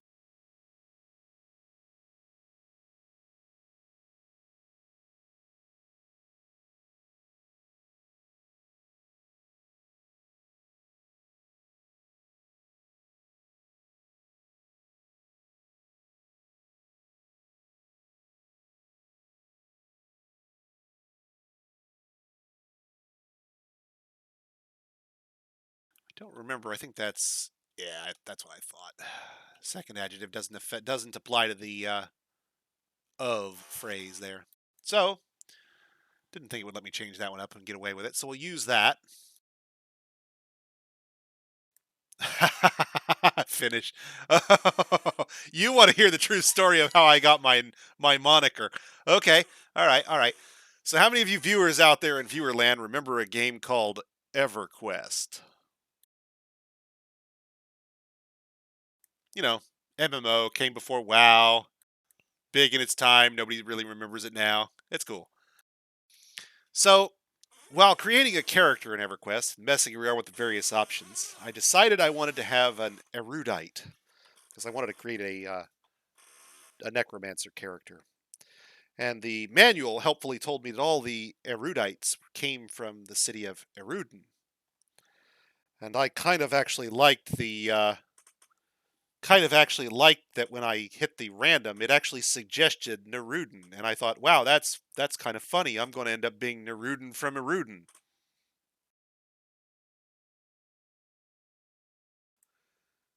Sadly, necromancer erudites don't actually start in Erudin. They start in Payneal.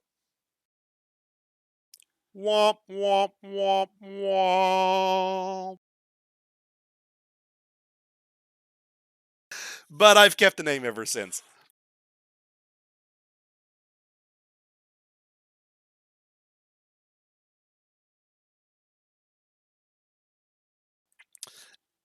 EverQuest's primary nice point or selling point that I would give it, especially back in the day, was that it's far more hardcore nature around death and leveling made forced it to have a much deeper sense of adventure than more casual modern MMOs will ever be able to achieve.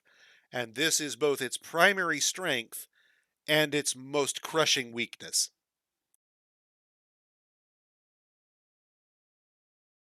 It's the reason why it will never why it could never have competed with WoW, and at the same time the primary thing that is missing from WoW when compared to EverQuest in my eyes. It's like an abusive relationship. It really is. When you died in EverQuest, you actually lost experience. Your character could even de-level. You could be level 24, just got it. You're all happy, shiny. You've learned your new spells. You go down in a dungeon somewhere and die. Yeah, you lost the XP, and if you lost enough XP, it actually leveled you back down. And you still keep the spells, but you can't use them anymore. You have to level back up. That's brutal by modern MMO standards. But it gets better. All your equipment is on your corpse, so now you have a naked corpse run to deal with. Um, that kind of death penalty in most modern MMOs is just a non-starter, and so EverQuest's harsher, more brutal world gave it a sense of adventure that modern MMOs just won't ever have. At the same time, I cannot tell you how intensely frustrating the game could be if you died in an inconvenient spot. It was possible to literally lose your corpse, have it decay over time, and all your items are gone. It it's both really impressive and really scary. um, Raiding certain deeper dungeons or transplanar spaces or whatever foreign dungeon you could think of could actually involve a real effort to get to and occupy the space in a way that's safe. At the same time, trying to get 72 players together for a raid on the same content is laughable in the modern era, and nobody in their right mind wants to sit around in the same spot, literally in the same spot, like not moving from the same spot in what's called a camp for hours on end in modern times. So I don't really recommend EverQuest to modern gamers, but you know, since you asked. So, we've got our name, we've got our group. Let's take a look at a symbol. The Pulley of Humor. Holy shit, we have the tight seals and the Pulley of Humor? Okay. I'm thinking maybe when I'm done tonight, my wife will be pulling some humor. Okay, what do we got here? Let's see. Creature historical. Screw it. Leave it. Just call that our symbol. We won't even name it. We won't make a symbol out of it. We'll be good. All right. We have spent all our embark points. We have all of our items. We have skilled up all of our dwarves. We have bought all of our animals. We have selected an embark location. We have finally reached the point where the game is ready to begin. We press the embark key. 3 hours into that first stream.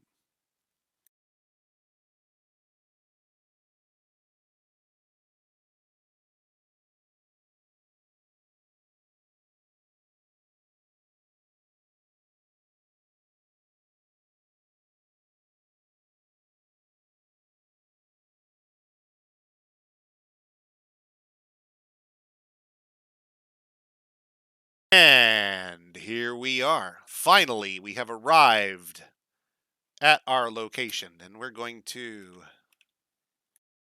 pause the game immediately, make sure it's paused, and take a look around. So we're going to zoom up a little here into the sky. Now, all this fuzzy stuff you're looking at here, this is the tops of trees. So if I zoom way, way up, I'm going way up into the sky here. It just all fades out below us. We lose we lose it. As we come back down, tops of trees, you start to see the trunks as we get a little deeper. We're slices of the world, remember, Z levels. So we go down, we go down, we go down. We start to get the hill that we arrived on. So this is a hill to the north, and then underground is all fog of war. We can't see it. The tree trunks at ground level through here. And as we go down now, here's where our wagon and our dwarves and animals are right now. And as we go down deeper, we can see some water that's frozen at the moment. This is the brook, some ponds, and tree roots nearby. We can see the area around the ponds because that's like looking down into the water and seeing the bank of the pond, if you will. Uh, this gives us an idea of what we're looking at. We can look around with the keiki. We can look around at all these different materials. This is peat. This is fire clay. Yay. What's this over here? Tree roots.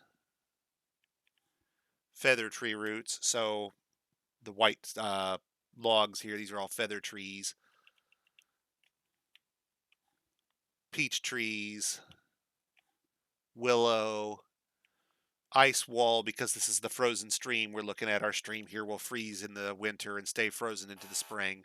Now that's good and bad. It's nice in the sense that it freezes over and it can be crossed. Yay, good for us. But at the same time, frozen areas, uh, unless they've fixed it, present certain issues with creating a fishing hut above ground. Sometimes you can look at the edges of your map where the dirt is exposed or the stone is exposed and see minerals or ores. Sometimes you'll catch glimpses of iron or coal right on the surface. Not always. Doesn't look like we have any here I can see, but no big. We'll get to it in just a moment. So let's zoom in here a little bit. Shoop. Now, these are all our dwarves. We're going to zoom in here in just a second more. Get this arranged here. Now we're going to zoom in just a little more so we can get nice and comfy with our tile set here. This is the advantage of the 32X tile sets. There's a lot of detail in them there, dwarves. If you're one of them folks that's got them big fancy 4K monitors with them giant freaking resolutions and you want to be able to have this kind of display all the time, knock yourself out. Personally, I have to have a little more on screen. This is a little too zoomed in for me. I need something that's just enough for me to be able to see dwarves and kind of know what they're doing and what kind of dwarf they are, what kind of jobs they're doing, without getting too crazy. Too far out and everything drops to being dots, too far in and I can't actually see what's going on everywhere in my fortress at once. So we kind of have to find the happy medium. On monitors smaller than about 1920 by 1080, you're probably going to want to go down to the 16x tile sets. You'll lose a little of the super fine detail on each of the tiles. You won't care. You'll want to be able to maintain a decent level of zoom and still be able to see what you're looking at. And on the smaller resolution, these tiles get to be so small that you're going to be looking at this when you want to be something a little closer to here. You're going to want to be able to see more than just a few dwarves at a time, simply because dwarves travel a lot when they walk around, and you're not going to want to constantly have to scroll your screen to follow things throughout the world. Now, it's time for good news, bad news. Good news. We are effectively playing Dwarf Fortress. That's Dwarf Fortress we're looking at. Peahens and peacocks, our dogs, our dwarves, our wagon, and some supplies that we can see in the wagon, trees, and everything we're getting ready to embark on. That's the good news. We have officially arrived. The bad news is I have been talking for 3.5 hours straight without a break. So we're going to knock off for the evening and we'll pick up tomorrow. Now keep an eye on the stream schedule out there. I think I've got it listed out there for 7 p.m. I've got to double check. We're probably going to do 7 p.m. tomorrow, and then I'll figure out what I'm going to do for Sunday. We are going to stream every single day from now until November 6th, where I will do a 24-hour live stream. I am going to teach you everything I know about Dwarf Fortress and probably learn a few things along the way, right alongside you guys. My goal with all of these streams is to give you the foundation of skills and knowledge necessary to take a basic average embark and turn out a solid workable fortress, regardless of which biome you crank it out in, regardless of uh, what you knew when you when you came in. The only thing I'm not going to cover are the super basics, like, for example, what the hotkeys are. If you need the hotkey fold out, okay, but print that out and keep it near you. I'm not going to recite for you which keys I'm pressing as I push them. I'll tell you what I'm doing, but I'm not going to say hit the slash key, hit the D key, hit the nope. Too much talking. There's a lot to do already, and I'm not going to be able to cover it that fine. But when I'm done, you're going to be able to take what I show you and build a fortress with it and know what you're going to get out of it. You'll understand where you're deviating from, I don't want to call it accepted practice, but average practice. For this fortress, no. I really just want to teach folks what I consider the basics. The bronze cycle at the beginning when we set up our forges, how to get that up and running so you can start your metalworking and make tools on site instead of having to bring the finished goods. What to look for in terms of where to set up on your Embark map, on this whole thing. Where do we want to center our fortress at? We're going to send it down probably right around in here or here or here, someplace close to the stream, but not too close. And the reason being is we could build all the way out here on this hill, way out here on this far side, but that's way out on the edge of the map where invaders will arrive right next to us potentially. We don't want to do that. If we need that space, we'll hollow it out from underneath. Do I think tile sets help understanding the game? Yes. Provided you use a tile set that is comfortable for you and understandable to you. Later on in later forts, if I change tile sets, it's probably going to confuse a few of you because you're going to become accustomed to certain sets of symbols representing certain things, and the symbols will change on you.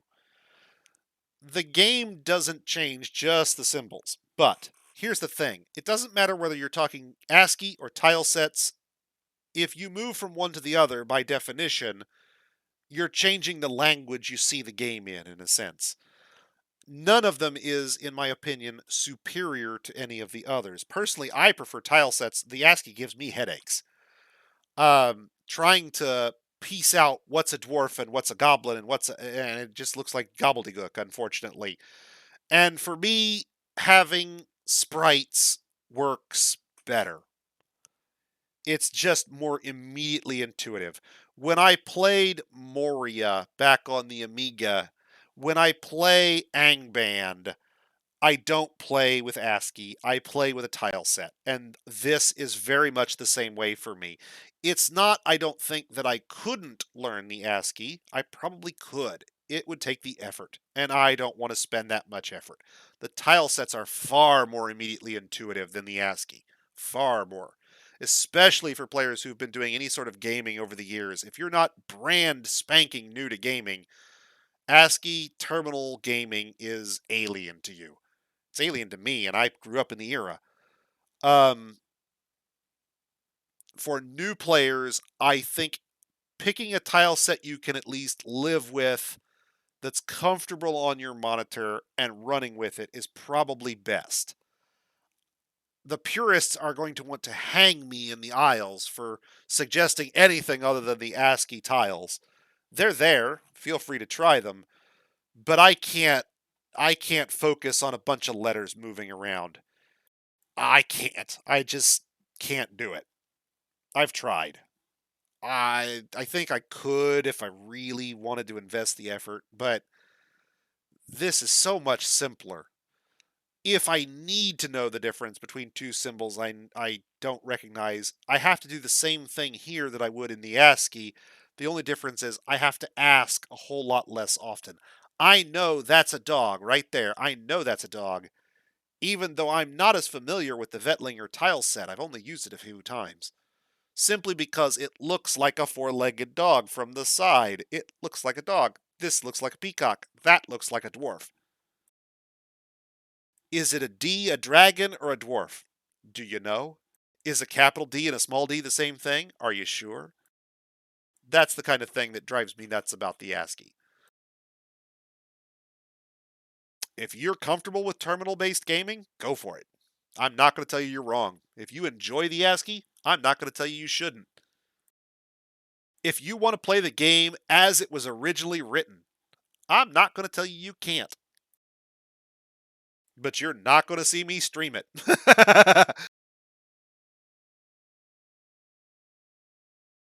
I think there's a lot of hurdles to get over in learning Dwarf Fortress. There's a lot to take in. It's a very broad game, broader than RimWorld, broader than SimCity.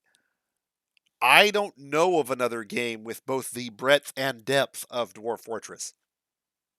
If you stack enough mods on RimWorld, you might get close.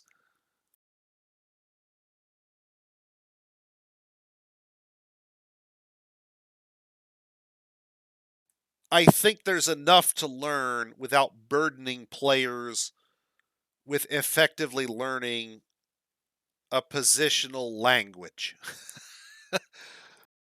You're going to have to learn the symbols one way or another. So the fewer of them you have to think about. This thing right here, this pink thing that I just put my X on, the X is right above right now. This thing right here between the two X's. What is that when you look at it? Even my new players in the audience are probably going to have a pretty good guess what that pink thing is, knowing what we brought. Now, I think the default symbol in ASCII is probably a P, and you could probably make a guess from it. But my sheep and my pigs and my dogs and my cat are immediately differentiable to me. At a glance, even if it's a strange animal, I'm going to have a pretty good idea what it might be.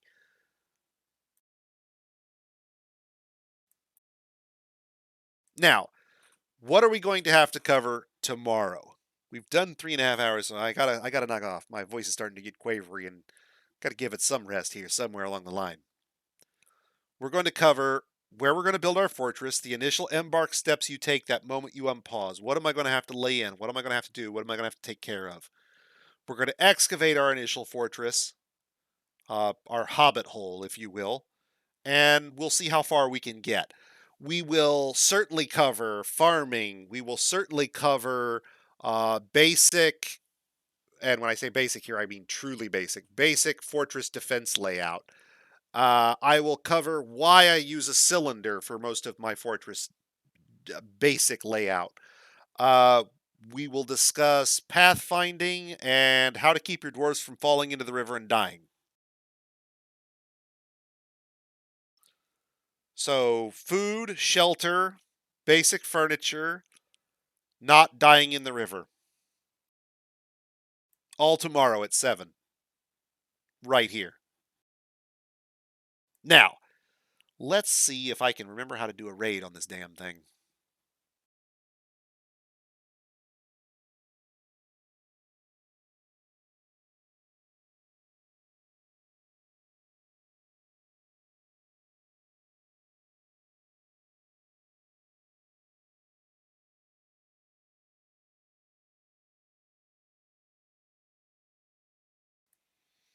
So let's see. First, we got to find somebody out there we want to pick on or visit.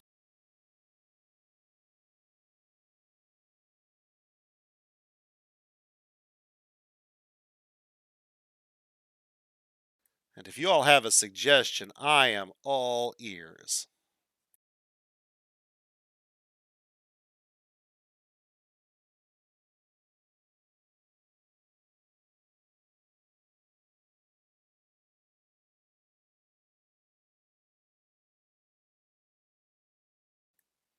Let's see who's out there playing Dwarf Fortress.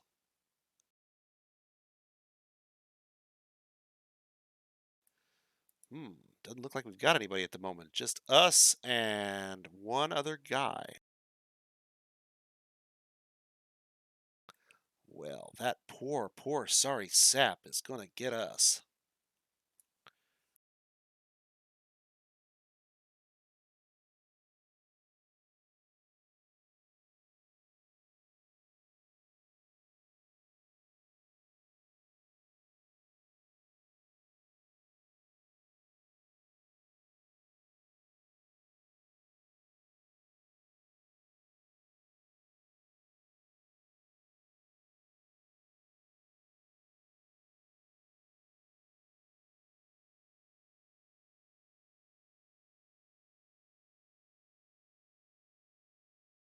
Huh, hang on a sec. Apparently I never signed into chat. Shame on me.